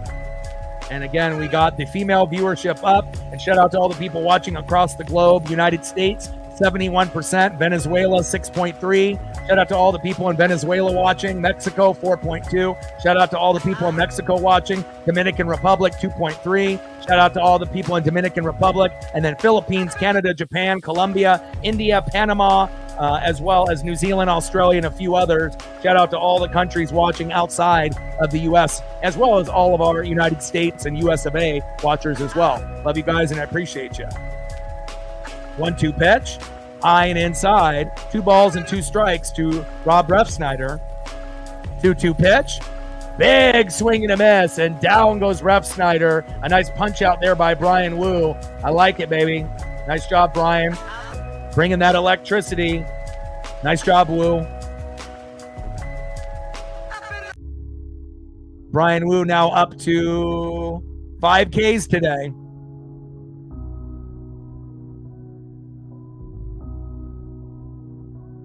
Next up for the Red Sox in the 9-hole, 0 for 1 with a K, center fielder Ceddanne Rafaela. And first pitch, and down goes Rafaela. There we go, baby. Quick inning. We leave 2 stranded, even though we don't have the no-hitter anymore for Brian Wu. He did his job. And again, 8-0 lead as we go to the bottom of the 5th. And let's see if we can add on a little bit more. Nice job, Brian.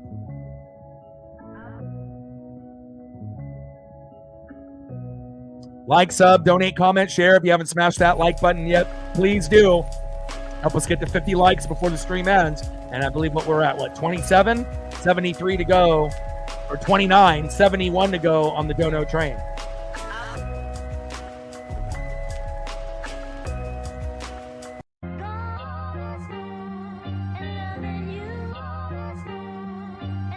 Next up for the Mariners, 1 for 2 with a run and a K, first baseman Rowdy Tellez. Let's go, Rowdy. Trident's up. Batting second, 1 for 2, right fielder Dominic Canzone. Let's go, Dom. And batting third, 0 for 1 with a base on ball and a K, third baseman Big Ben Williamson. Let's go, B-Dubs. Bottom of the 5th inning, 8-0 Mariners. Let's go.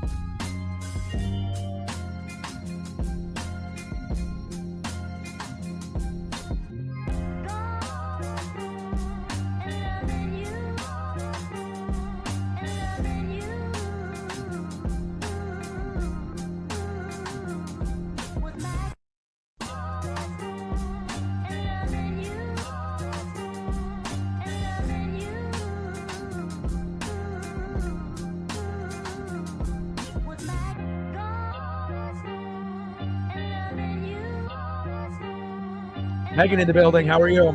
Bottom of the 5th, 8-0 Mariners.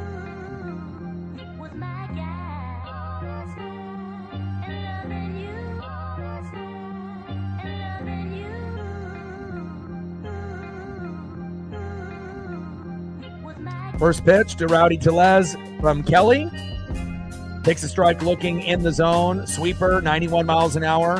0-1 count.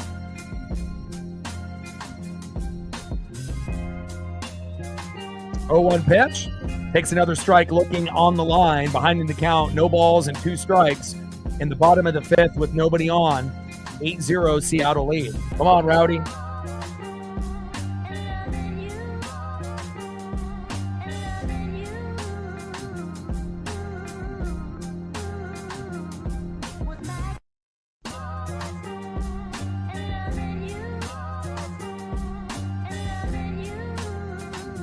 Bring that electricity, Rowdy. 0-2 pitch, fouled off, low and away. And you know things are going good, when we're getting stolen bags from Rowdy Tellez and Cal Raleigh, and they end up being safe. So 1 for 2, a single in the second, a run, and a stolen bag from Rowdy already. Great start. 0-2 pitch, and big swing and a miss. Nice strikeout there by Kelly, 1 away. All right, Kelly, I see you with that electricity. Down goes Rowdy, 1 away. Next up for the Mariners, right fielder Dominic Canzone. Let's go, Dom. 1 for 2 so far today.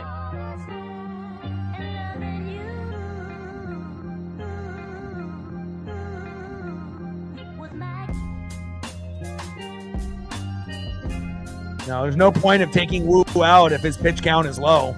He's only had 62 pitches. If you haven't been paying attention, our bullpen is not very good. So when we finally get an opportunity when we're playing well, you let that guy go as long as he can, as long as the pitch count is under 100. So if that means that Wu goes 6 innings, 7 innings, or 8 innings, you let him. Come on, Doraemon. Do you know baseball? Come on, my guy. 2 away.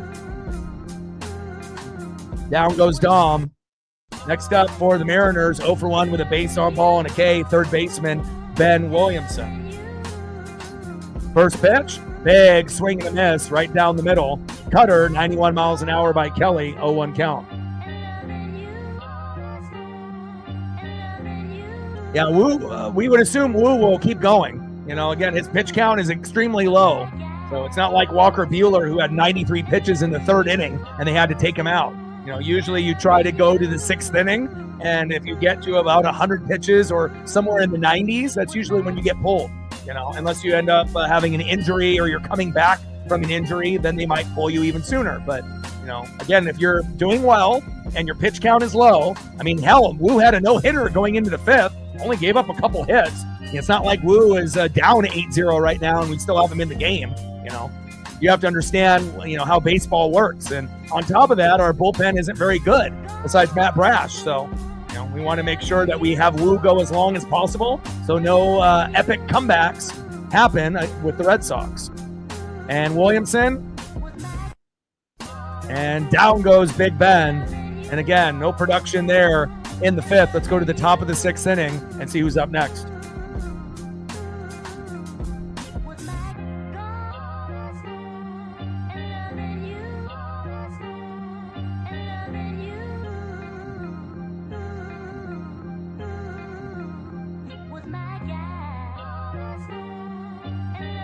What a throw from 3rd to 1st to get Ben on that hard hit ball. Line drive.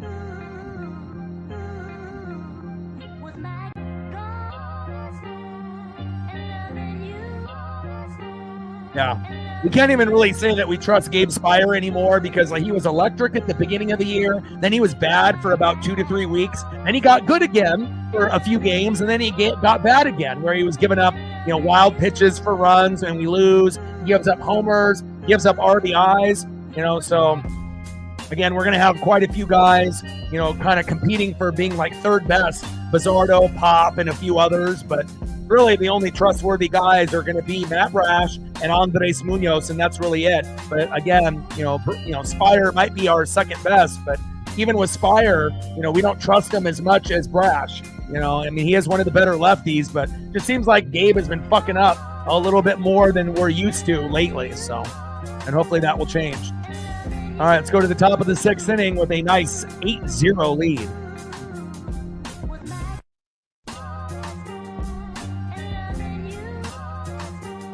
And just a quick recap for anybody that just came in. Young doubled the center. Tellez scored. 1-0 Mariners. Cal Raleigh with bases loaded.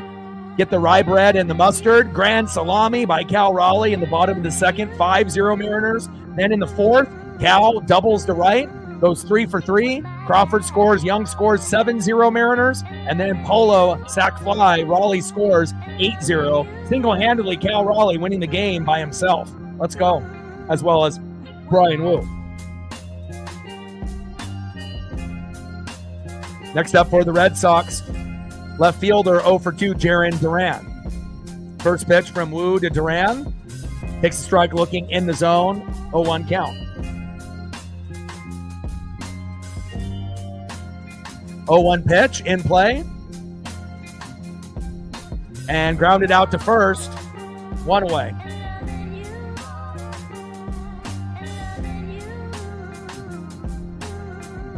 Next up, first baseman, 0 for 1, Abraham Toro, the former Seattle Mariner. And I think I would trust Gabe, you know, more than, you know, Bizzardo, you know, Colin Snyder, Trent Thornton. You know, Pop has some potential, you know, being the new guy and whatnot. Jackson Kowar got sent down to AAA, and, you know, we got a lot of these, Legomina. It's like, you know, a lot of these guys, Thornton, Legomina, and Snyder, you know, most of the time are shaky, but every once in a while they can pitch well. But, you know, I think it might be safe to say that Bizzardo might be the 2nd best, and he might be threatening Gabe for the, you know, 2nd best spot. You know, he's probably 3rd right now, Bizzardo, but, if Gabe keeps fucking up, we might have to slide Bizzardo as the 2, But again, still, no one is really fully 100% trustworthy unless your name is Matt Brash or Andres Munoz. And even Munoz had a couple of fuck-ups this year. Brash hasn't had one all season. 0-1 pitch, fouled off. Behind in the count now, 0-2 to Abraham Toro. 0-2 pitch, and grounds out to second. Throw to first. 2 away. Down goes Toro. Next up, right fielder 0 for 2 with a K. Had a solo jack on Logan Gilbert yesterday. First homer in his career. Roman Anthony. First pitch, low and out the knees with the slider. 1-0 count. 1-0 pitch. Takes a strike looking in the zone, high and inside. 1 ball and 1 strike to Roman Anthony.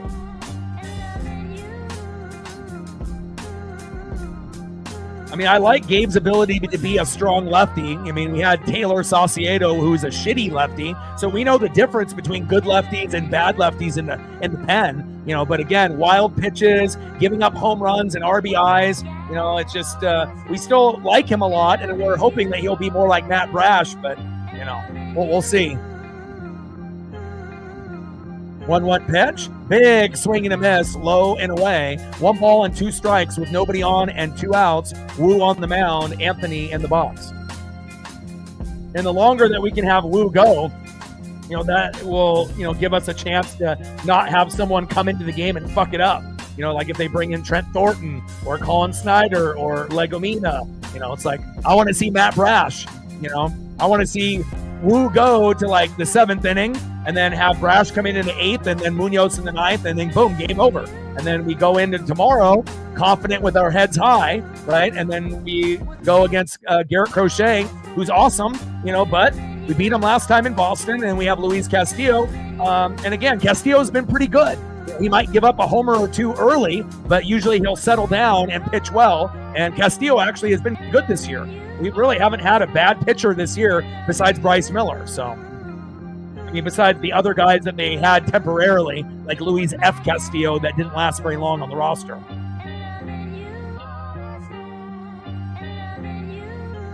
Three-two pitch, and Anthony strikes out. There we go, baby. I like that. Let's go to the bottom of the 6th inning. Mariners dominating with an 8-0 lead.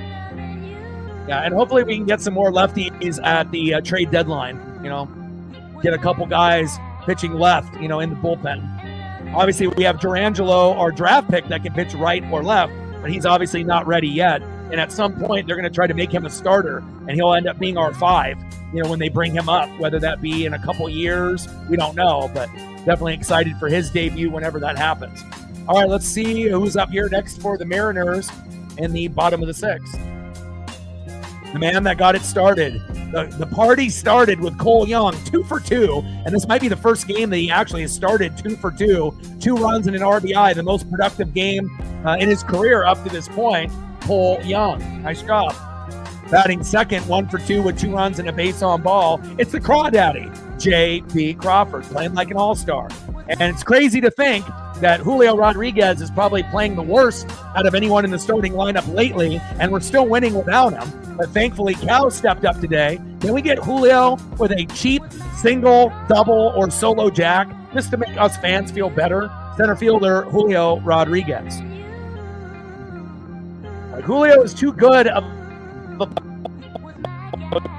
to be struggling. And again, he doesn't have to be a Hall of Famer. He doesn't have to be an all-star every year. But again, if he's not going to be an all-star, you can still play like a fringe all-star, And again, your stats could be a little bit more consistent. I don't think anyone anticipates, Julio to be hitting 300 to 350 for a whole season and to get 40 to 50 homers. Now, that would be great if he can do it, a couple times in his career before he retires, but again, he's kind of showing the same type of thing every year. He starts off slow in March and April, then he gets hot in May, June, July, and then maybe has a slump somewhere in there in either July or August and heats up again at the end of the year. And then, for a guy that should be getting 40 home runs and 40 stolen bags, or bare minimum 30 home runs or more and 30 stolen bags, when you get a guy with Julio's talent playing in 162 games, only getting 20 home runs, he's much better than that. 20 home runs is, for a player, like maybe more like Ty France or a Polo or Randy Arozarena type of player. So, we deserve more, but at least we have to be thankful that Cal ended up exceeding expectations, and maybe Julio hasn't lived up to his just yet, but his career is still young. And hopefully we get Julio and Cal playing for 15 to 20 years. So.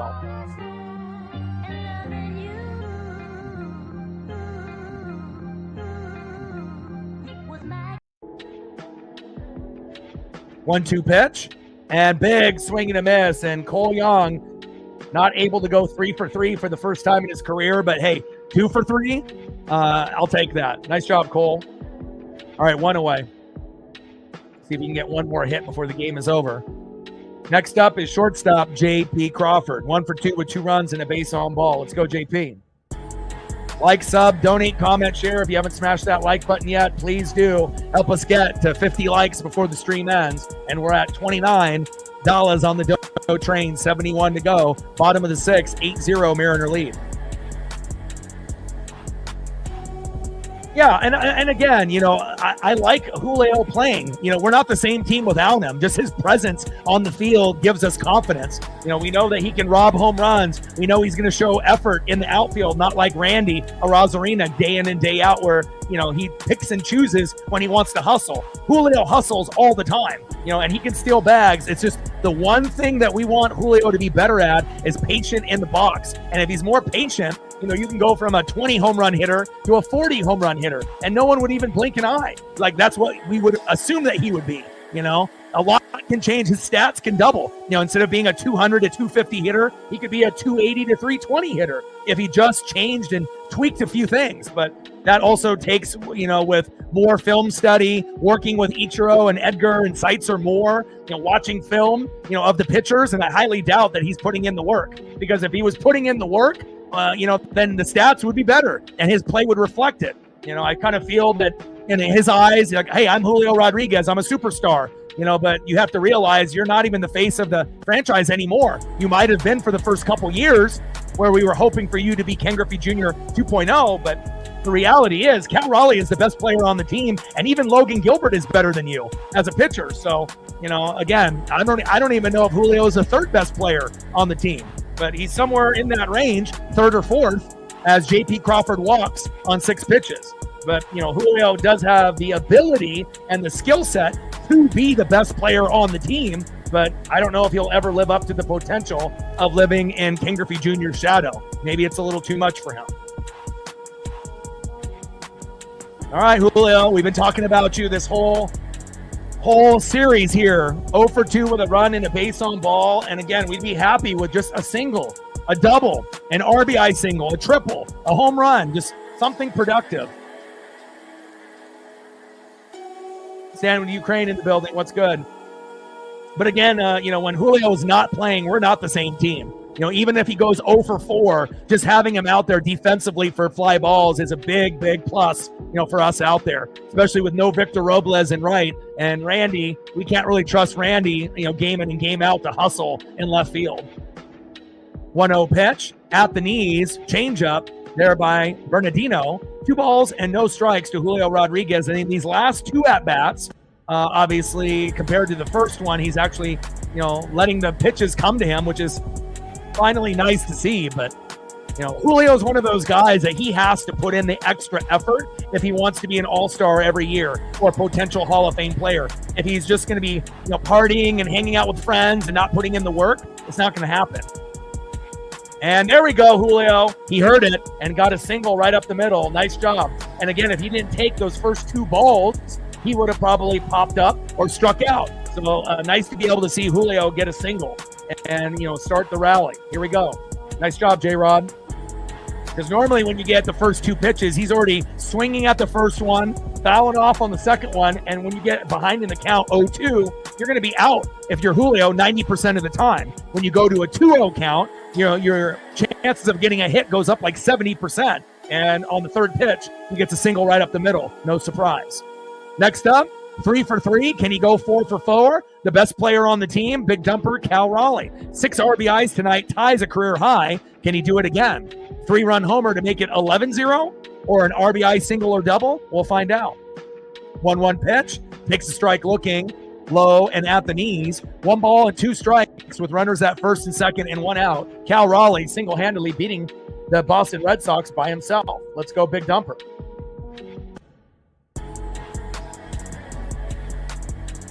Trident's up.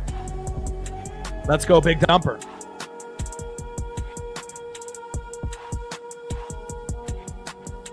All day in the building. What's good?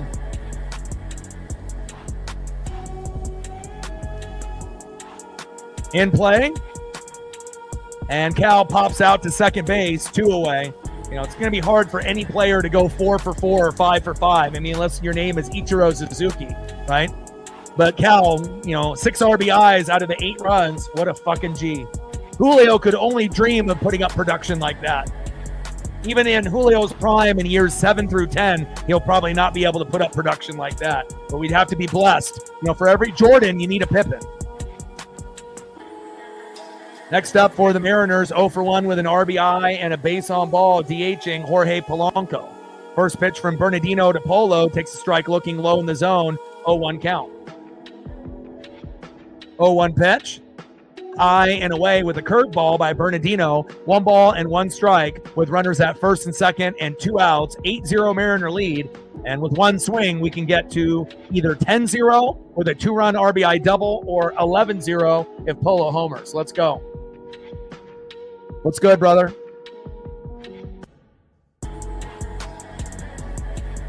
Hope you had a good little anniversary dinner there with your girl. Bottom of the 6th, runners at first and second with 2 outs. 8-0 Mariners. 1-1 pitch. Takes a strike looking outside of the zone. 1 ball and 2 strikes to Jorge Polanco.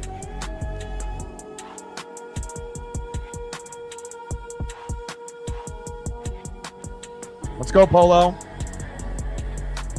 1-2 pitch. Low and at the knees with the changeup. 78 miles an hour by Bernardino. 2 balls and 2 strikes with runners at first and second and 2 outs. Let's go, Polo. Bring that electricity, baby. 4 more likes to 50. Let's get there, baby. Like, sub, donate, comment, share. You haven't smashed that like button yet, please do. Help us get to 50 or more. We got a few innings to go. In play, and Polo flies out to right. We leave 2 stranded, but who cares? We're up 8-0. We still have a chance to get to 10 before the game ends. All right, let's go to the top of the 7th inning and see who's up next for the Red Sox. And a nice little bit of a revenge game on them after they beat us 2-0 yesterday. Next up for the Red Sox, 0 for 2 with a K, catcher Carlos Narvaez. Batting second, third baseman, 1 for 2. The guy that started the end of the no-hitter in the 5th for Brian Wu, Marcelo Mayer. And batting third, 0 for 2 with a K, shortstop Trevor Story. And let's take a look at Wu's stats. All right, Brian Wu, 6 innings pitched, 1 hit, no earned runs, 1 walk, 6 Ks. He's got a 1-hitter, 73 pitches, 48 strikes, so he can definitely pitch the 7th inning. Hell, he could probably pitch the 8th inning also if we really wanted to go to that length, because I highly doubt he'll pitch 27 pitches in 2 innings. But we'll see where it goes. Walker Buehler had 93 in the 3rd and got pulled, so it definitely is not a pitcher's duel with Giolito and Logan Gilbert that we saw yesterday. It's been all Wu with a 1-hitter, and let him pitch as long as he possibly can.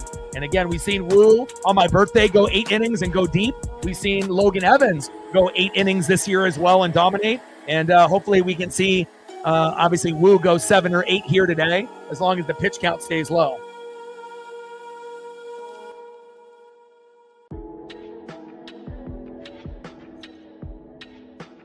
Congrats.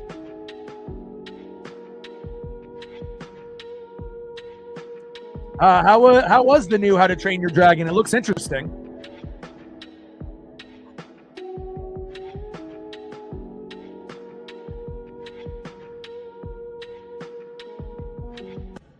I mean, I like animation, and I don't really watch a whole lot of anime, but I like King of the Hill. The reboot is coming out. New South Park is coming out. I definitely watch old school stuff from my childhood, like Transformers, Ninja Turtles, G.I. Joe, the Real American Hero from the 80s, He-Man. I like the old school stuff. Batman, X-Men, from the 90s and whatnot. But, right now I'm kind of binging Shameless and a few other shows, Blind Spot. What else am I watching? Walking Dead, all the spin-offs and whatnot. So I got a lot that I'm kind of going through. The Goldbergs, to kind of make me laugh as far as sitcoms. They don't make sitcoms like they used to in the 80s and 90s. They had a bunch of really good ones. Nowadays, it's like you'll find 1 or 2 good sitcoms every 5 to 10 years. They're not made the same kind of way. 1-0 pitch, high and inside from Wood and Narvaez. 2 balls and no strikes here in the top of the 7th. 2-0 pitch, takes a strike swinging high and away. 2 balls and 1 strike from Wood and Narvaez.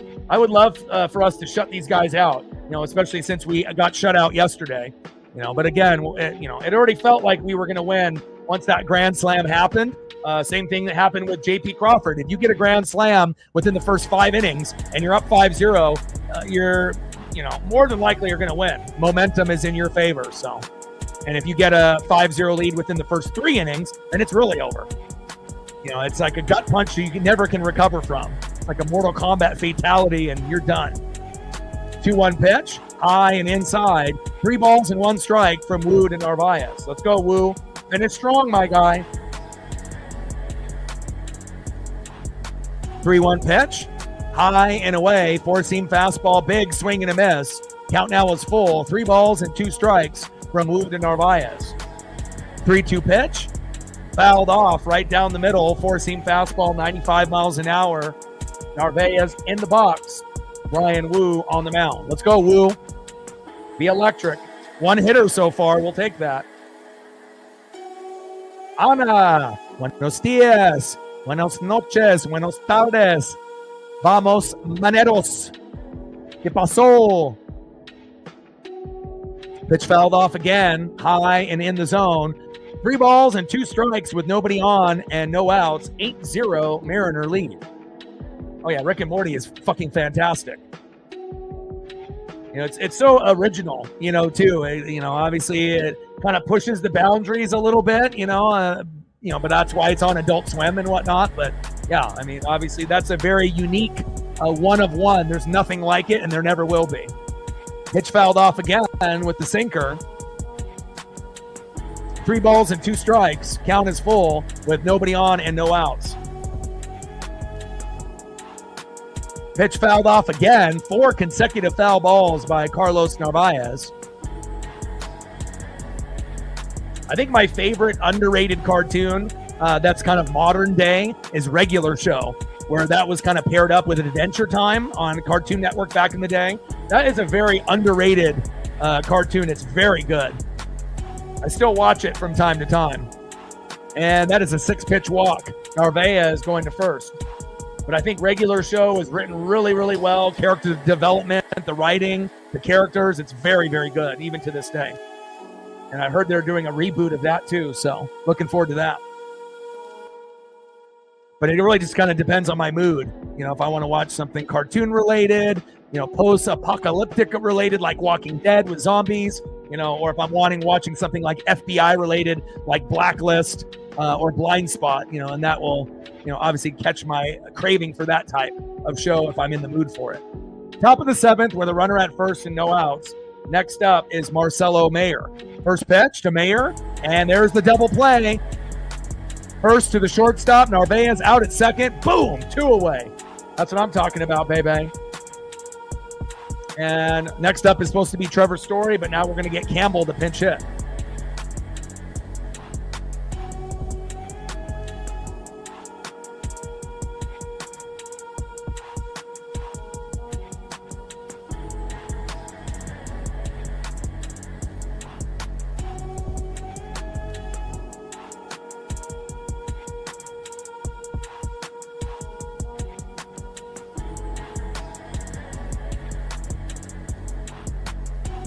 See if I can get this photo to load up here. Not that this is really going to make that much of a difference, but All right, there he is. Christian Campbell pinch hitting for Trevor Story. First pitch, takes a strike looking on the line. Four-seam fastball, 96 miles an hour, even in the 7th inning. Wu continuing to dominate. 0-1 count.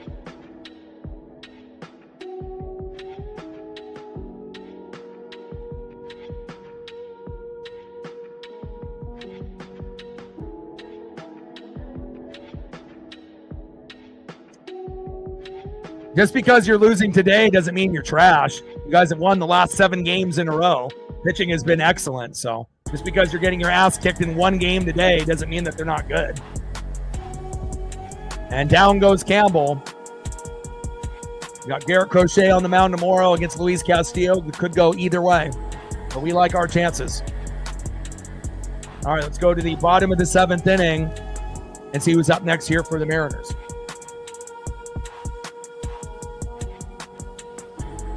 Next up for the Mariners, 0 for 3 with a K, left fielder Randy Arozarena. Batting second, 1 for 3 with a run and 2 Ks, first baseman Rowdy Tellez. And batting third, 1 for 3, right fielder Dominic Canzone. Let's go, Dom.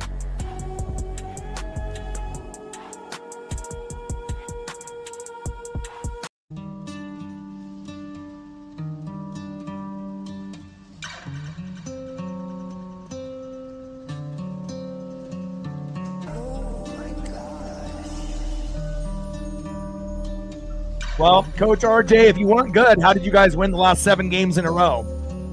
Looks like I know more about your team than you do. Come on, my guy.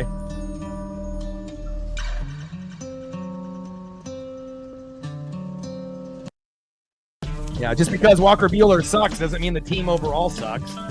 You know, you're probably not going to make the playoffs this year, but, you know, we'll see how the season goes.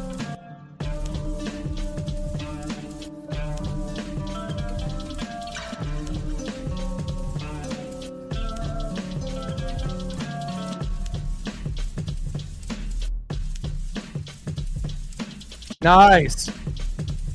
Heck yeah, that'll be cool.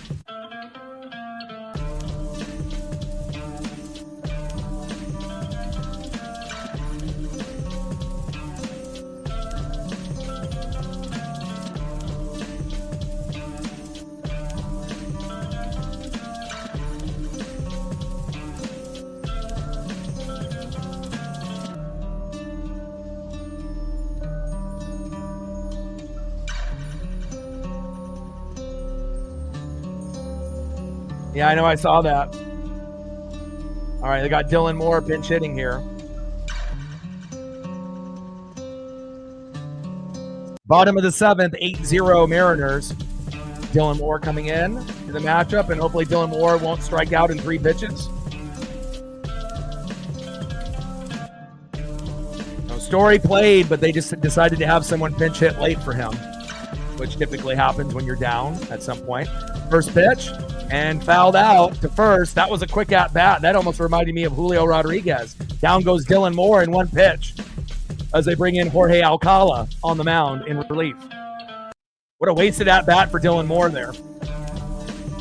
It's like Dylan Moore at this point might be unplayable, you know?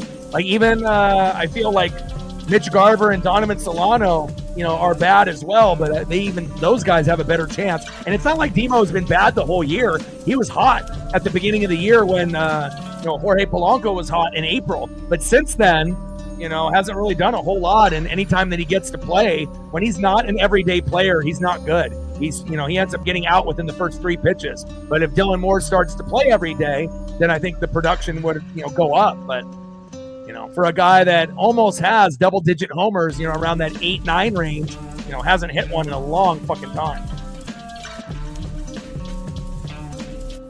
1-2 pitch, fouled off, high and away, 4-seam fastball by Alcala, 99 miles an hour to Rowdy Tellez. 1 ball and 2 strikes with nobody on and 1 out, 8-0 Mariner lead.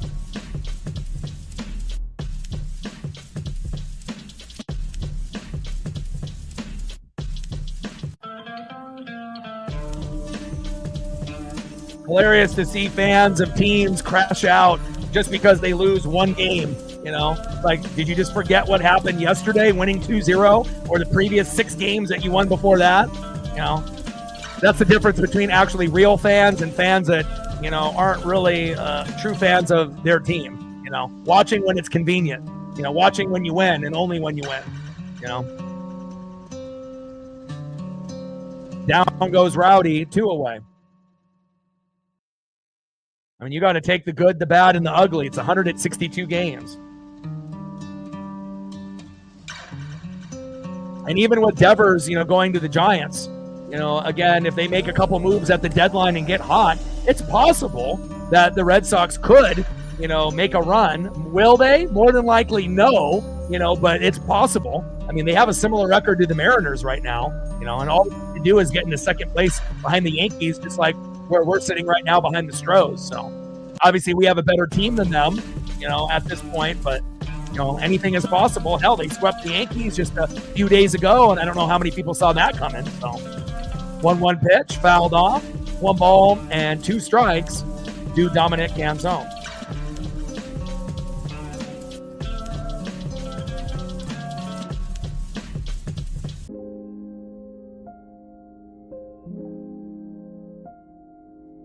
Let's go, Dom. But you can definitely tell the people that are real fans, of the team, fair weather bandwagon fans, or people that are just betting, on sports, on the parlay and whatnot. And, they don't really know anything about what's going on with the team or the players. So, or if they do, it's only a little bit. So, bottom of the 7th, 8-0 Mariner lead. Let's go, baby. 1-2 pitch, low and at the knees. 2 balls and 2 strikes to Dominic Canzone. Let's go, Dom. Not all fans are created equal.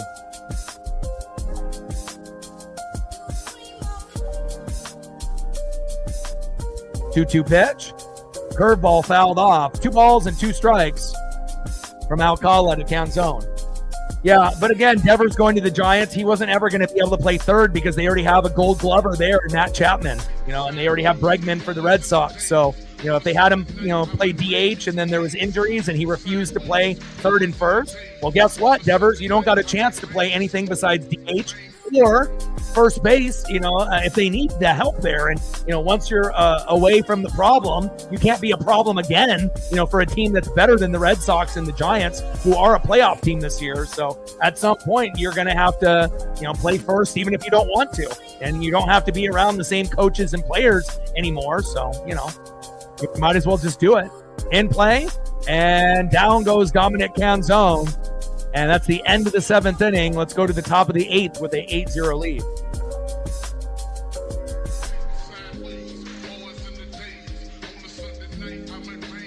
Yeah, right. And that happens pretty often with the Red Sox. They don't have a very good history of getting rid of players and getting good returns, based on what they gave away. Babe Ruth to the Yankees, Mookie Betts to the Dodgers, Roger Clemens. The list goes on. And now with a player like Devers. But the difference is Devers had a shitty attitude and was, kind of a cancer, in the dugout. Babe Ruth and Roger Clemens and Mookie Betts weren't. So again, this was actually the move that they needed to make. Is Devers, a good hitter? Yeah. Is he a top 10 or top 20 player when he's healthy? Most of the time, he's in consideration, of those, rankings, right? But if you got a shitty attitude and you're a face of the franchise and you're not willing to be a team player, what does that show the young guys like Campbell and Anthony and a few of the new guys coming up? It's not setting a good standard and being a good role model. So sometimes even when guys are a good player, but if you have a shitty attitude, sometimes you got to let a guy go, even if you get a shit players in return, and you don't get equal value in return. So short term, it's going to hurt, the Red Sox, but also long term, it'll be better for them. And it's always good to be able to get rid of players that don't want to be there, because then they're just going to bring down the rest of the locker room with their bad attitude. All it takes is one bad egg to ruin what you got going with the roster. Next up for the Red Sox, second baseman David Hamilton.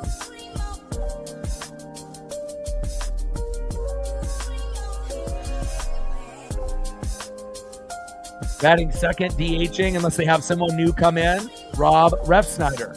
And then batting third, center fielder, Sedan Rafaela. And we're bringing in Legomina, so Wu could have went one more inning. He could have went in the 8th. He's only had 86 pitches, so he could have went this inning in the 8th for sure. 7 innings pitched, 1 hit, no earned runs, 2 walks, 6 Ks, 1 hitter, and ERA is 3.12, 86 pitches, 57 strikes. So Wu could have went 8, but they get Legomina to come in, and hopefully Casey doesn't fuck it all up here. 0-1 pitch, and Hamilton grounds out to the shortstop. JP throw to first. 1 away. Nice job, JP. And this game has been over since the 3rd inning. Next up is Rob Refsnyder. Casey Legomina, don't fuck this up. First pitch high and inside. 1-0 count.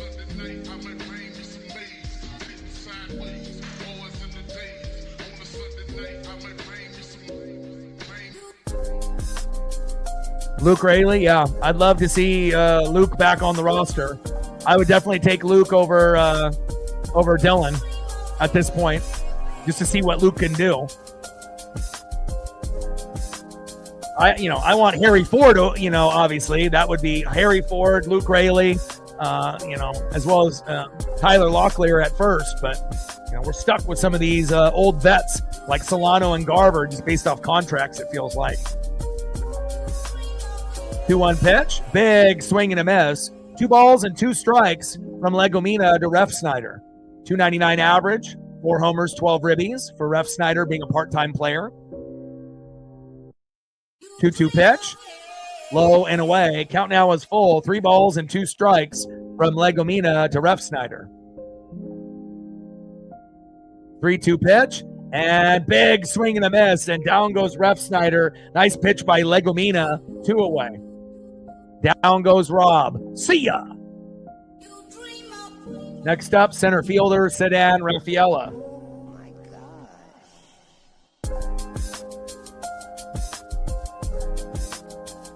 Yeah, like I told you, Captain, it's like playing up to the competition and playing down. When we play good teams or teams that are around 500, we play really well. Even when we lose, we were close. Even when we lose, like yesterday, 2-0, we didn't lose 12-0, and we had 10 Ks out of Gilbert, right? But when we play the shitty teams, that's where we get in trouble, because then we maybe come in overconfident, thinking, oh, White Sox, we're going to beat the shit out of them. And then we end up getting swept or only win 1 game, And again, we have to mentally trick ourselves as if we're playing like the Yankees, Dodgers, or Astros every series. And if we can kind of trick our brains that we're playing good teams every series, then you're going to get better production. But anytime you play a bad team or a team below you and you take them for granted and they punch you in the mouth early with some home runs or RBIs, sometimes you don't recover. And this is not just the Mariners. This goes for any team. The Dodgers do it. The Mariners do it. Everybody does it. And Rafaela strikes out swinging. Boom. Nice job by Legomina coming in and mowing down the side. 1, 2, 3. And now we're going to the bottom of the 8th to see if we can get to double digits and get to 10.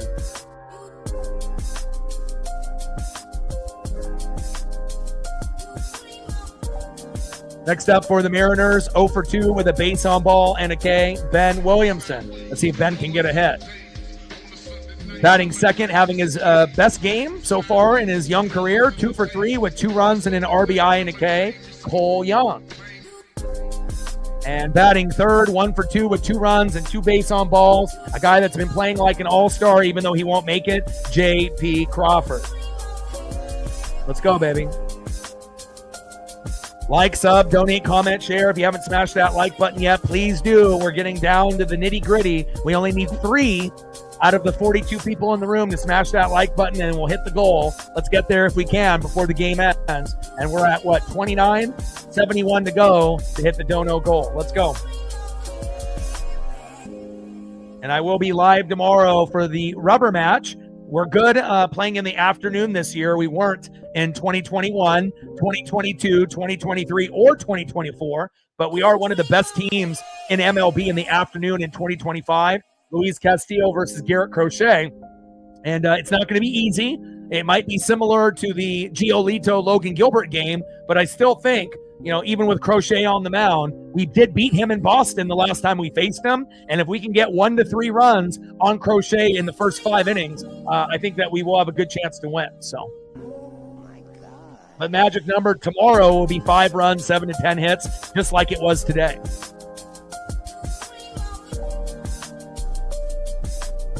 Let's go, Big Ben.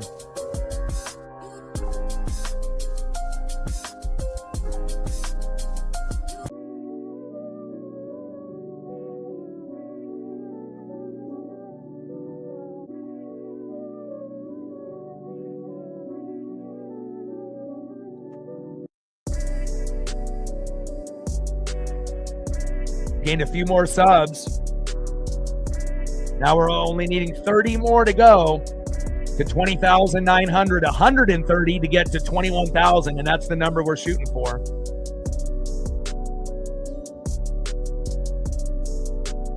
First pitch fouled off right down the middle from Guerrero to Williamson. 0-1 count. 0-1 pitch, low and away, 1 ball and 1 strike to Ben Williamson. 1-1 pitch, and grounds out to second, throw to first, 1 away. Down goes Big Ben. Next up is second baseman Cole Young. Let's see if we can get Cole Young to JP and Julio and see if we can get to 9 or 10 before the game is up. Luis Guerrero on the mound, Cole Young in the box. First pitch from Guerrero to Young, low and at the knees, slider, 86 miles an hour, 1-0 count. Let's go, Cole.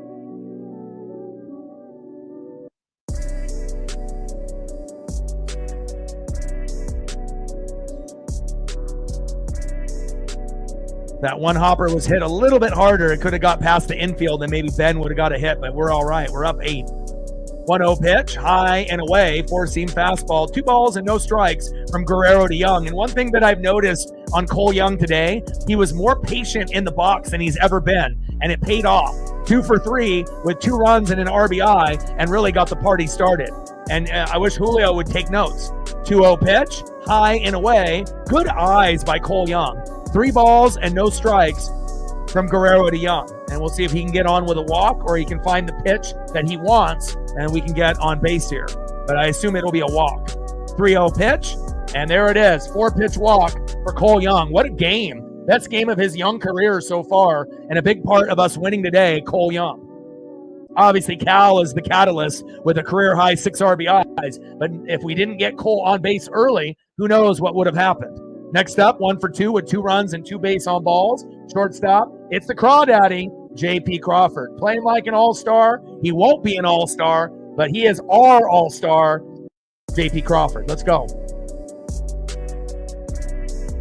You got a good leadoff hitter, it really does pay off.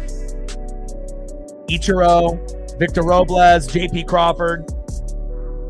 And first pitch, J.P. in play. And lines out to right. I was hoping that that would drop in front of the right fielder, but it doesn't. 2 away. And then we got Miles Mastroboni coming in for Julio to see if we can get something out of Miles. Let's see if Miles can get a single here.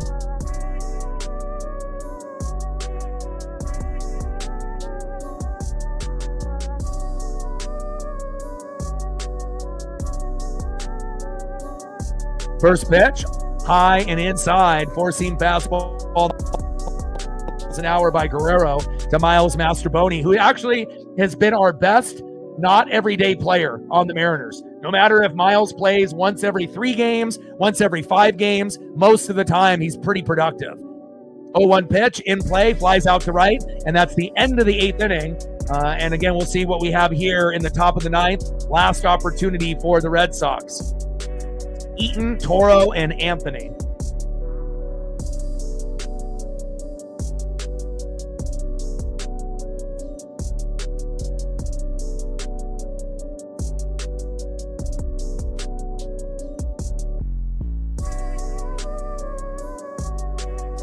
Nate Eaton.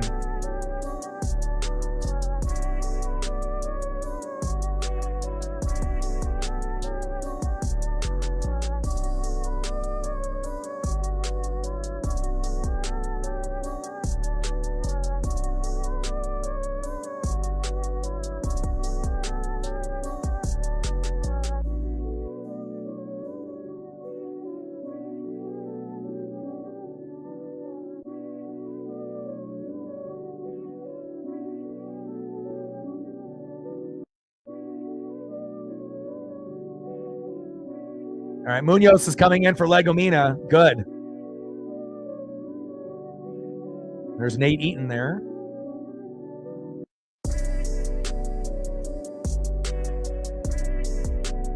And it feels like ages since we've actually seen Andres Munoz, and hopefully he'll mow him down 1, 2, 3, and we can get this dub.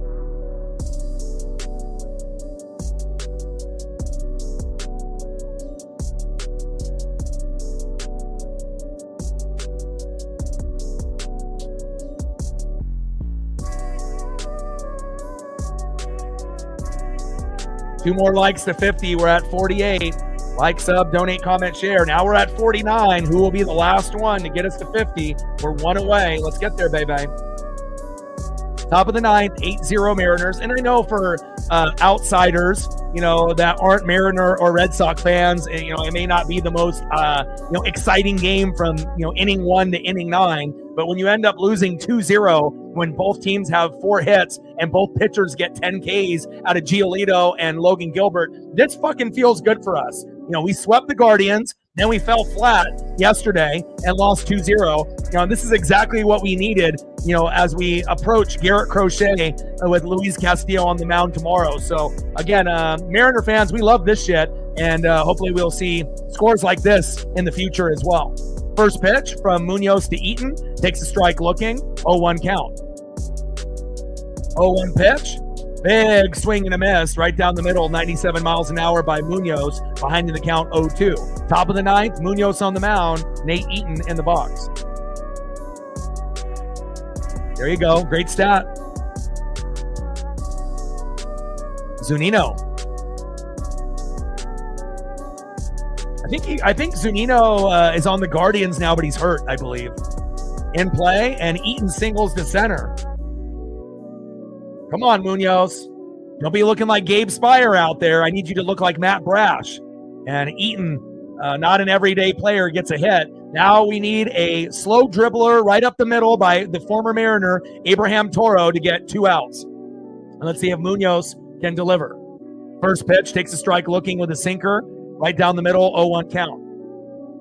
I'll take 3 strikeouts in a row or a strikeout, pop-up, ground out. Whatever combination that we need to get the 3 outs. But to get kind of ahead of this potential runner at first, let's see what we have here. But maybe Munoz will punch out Toro, and then we can get the double play to end the game in the next batter. Pitch fouled off on the 0-1 pitch. Nice souvenir for that fan. Top of the ninth, runner at first. Munoz on the mound. Abraham Toro, the former Mariner, in the box. 0-2 pitch, fouled off right down the middle with a sinker. 99 miles an hour by Munoz. No balls and 2 strikes to Abraham Toro. Let's go, Munoz. 0-2 pitch, low and away, slider. A foot off the plate. 1 ball and 2 strikes to Abraham Toro. Come on, Mariners.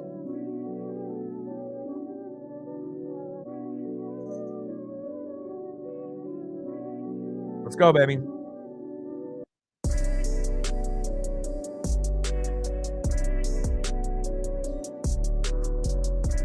He hasn't pitched in over a week. 1-2 pitch, high and away with that slider. 2 balls and 2 strikes from Munoz to Toro.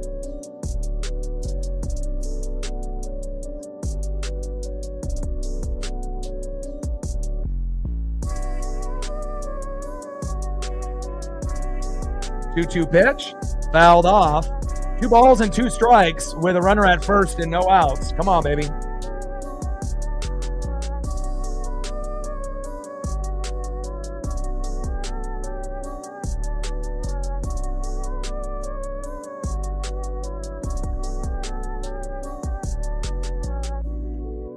And Toro on the 2-2 pitch, strikes out swinging, baby. That's what I'm talking about. 1 away. Now we get the double play here, hopefully to end the game. Next up, right fielder Roman Anthony. 0 for 3 with 2 Ks. Did have his first homer in his MLB big league career yesterday against Logan Gilbert, but struggling today, and hopefully Roman can hit it right up the middle, and we can get a double play to end this game. First pitch, takes a strike looking right down the middle, 0-1 count.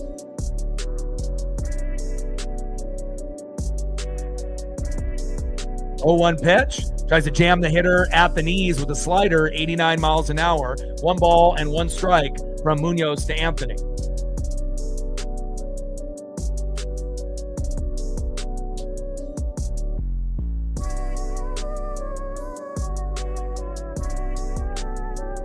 One pitch. Big swing and a miss, high and away. Munoz gets Anthony to chase. 1 ball and 2 strikes with a runner at first and 1 out. Mariners up 8-0 in the 9th. It's been all Seattle all day, baby. Let's go, Munoz. Finish strong.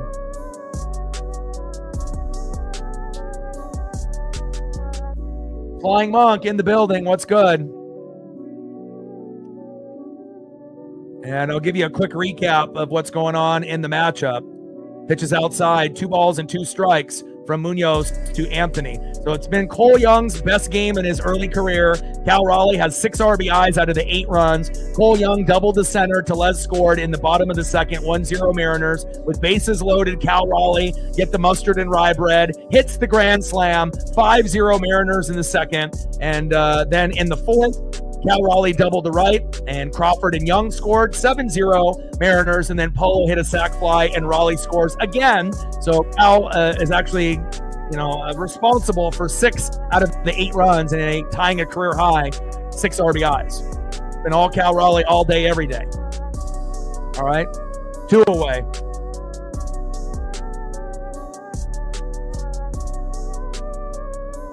Down goes Roman Anthony. Now we're down to potentially the last out in the cleanup spot. 4-hole hitter, catcher Carlos Narvaez. First pitch to Carlos Narvaez. Big swing and a miss. High and inside by Andres Munoz. 0-1 count.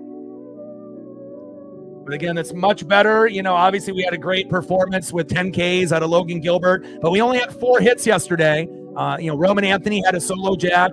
Abraham Toro had an RBI single, and so they were able to get 2 runs out of their 4 hits, and Giolito had 10 Ks, and we lost 2-0, but this was the revenge game. We come back and, whoop Walker Buehler's ass.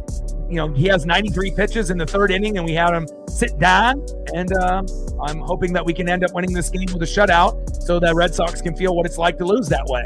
In play, and fielder's choice at the shortstop there, and that game is over, baby. We don't get the double play when we wanted it, but we get the win. There we go, baby. That's what I'm talking about. Final score, Seattle Mariners 8, the Boston Red Sox 0. Let's fucking go. What a game.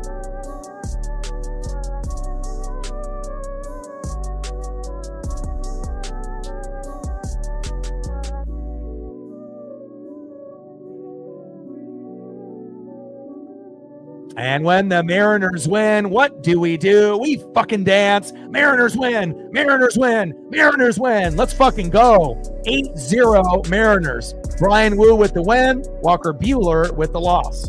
Fantastic game. And again, we want to make sure we're showcasing the people that got us there. Cole Young, best game in his early career. Cal Raleigh doing Cal Raleigh things. And obviously Brian Wu being a fucking G. And again, nice for Brian Wu to finally get some run support and looking like the G that we always know that he is and will be moving forward. Nice job, Brian.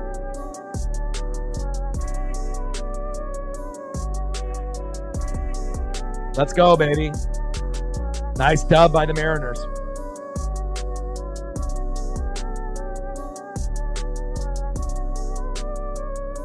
Nice revenge, and we end up getting to the 50 likes. There we go. Great job by All Day and Captain for helping out there. And again, feels good to be able to get that dub. I've already made the thumbnail in advance. I tried to make them, in advance, and here's a sneak peek. So obviously I had a feeling Cal would be good today, and he gets on the thumb tomorrow with Jaron Duran. So it'll be an afternoon matchup. So hence the thumb with the afternoon background. And can't wait to be able to see what we get tomorrow. And hopefully we can, find a way to get 5 runs, 7 to 10 hits, and we can end up winning again. So again, final score, Seattle Mariners 8, Boston Red Sox 0. And I appreciate every single person that liked, subbed, donated, commented, shared, Iron, Monkey Kung Fu, Captain, and Sarah, and as well as All Day and Captain for helping out with the likes and the subs and the views and the donos. Shout out to Captain, Anna, all day, DJ, and Flying Monk, and everyone else. Flying Monkey Kung Fu, appreciate you. Anna as well. We got 2 Annas in the building, and love you guys, and I appreciate you guys very, very much. Enjoy this victory, Mariner fans. Trident's up, and I'll be live tomorrow at 1:10 Pacific for the rubber match. Luis Castillo on the mound going against their ace, Garrett Crochet. It won't be easy, but I know the Mariners can do it, and especially if the hits can come early and often. And I got one question for you. Who talk sports like us? Your boy Ryan, Northwest Sports Fanatics. Trident's up, 8-0 final. And I'm out. Go Mariners. Trident's up.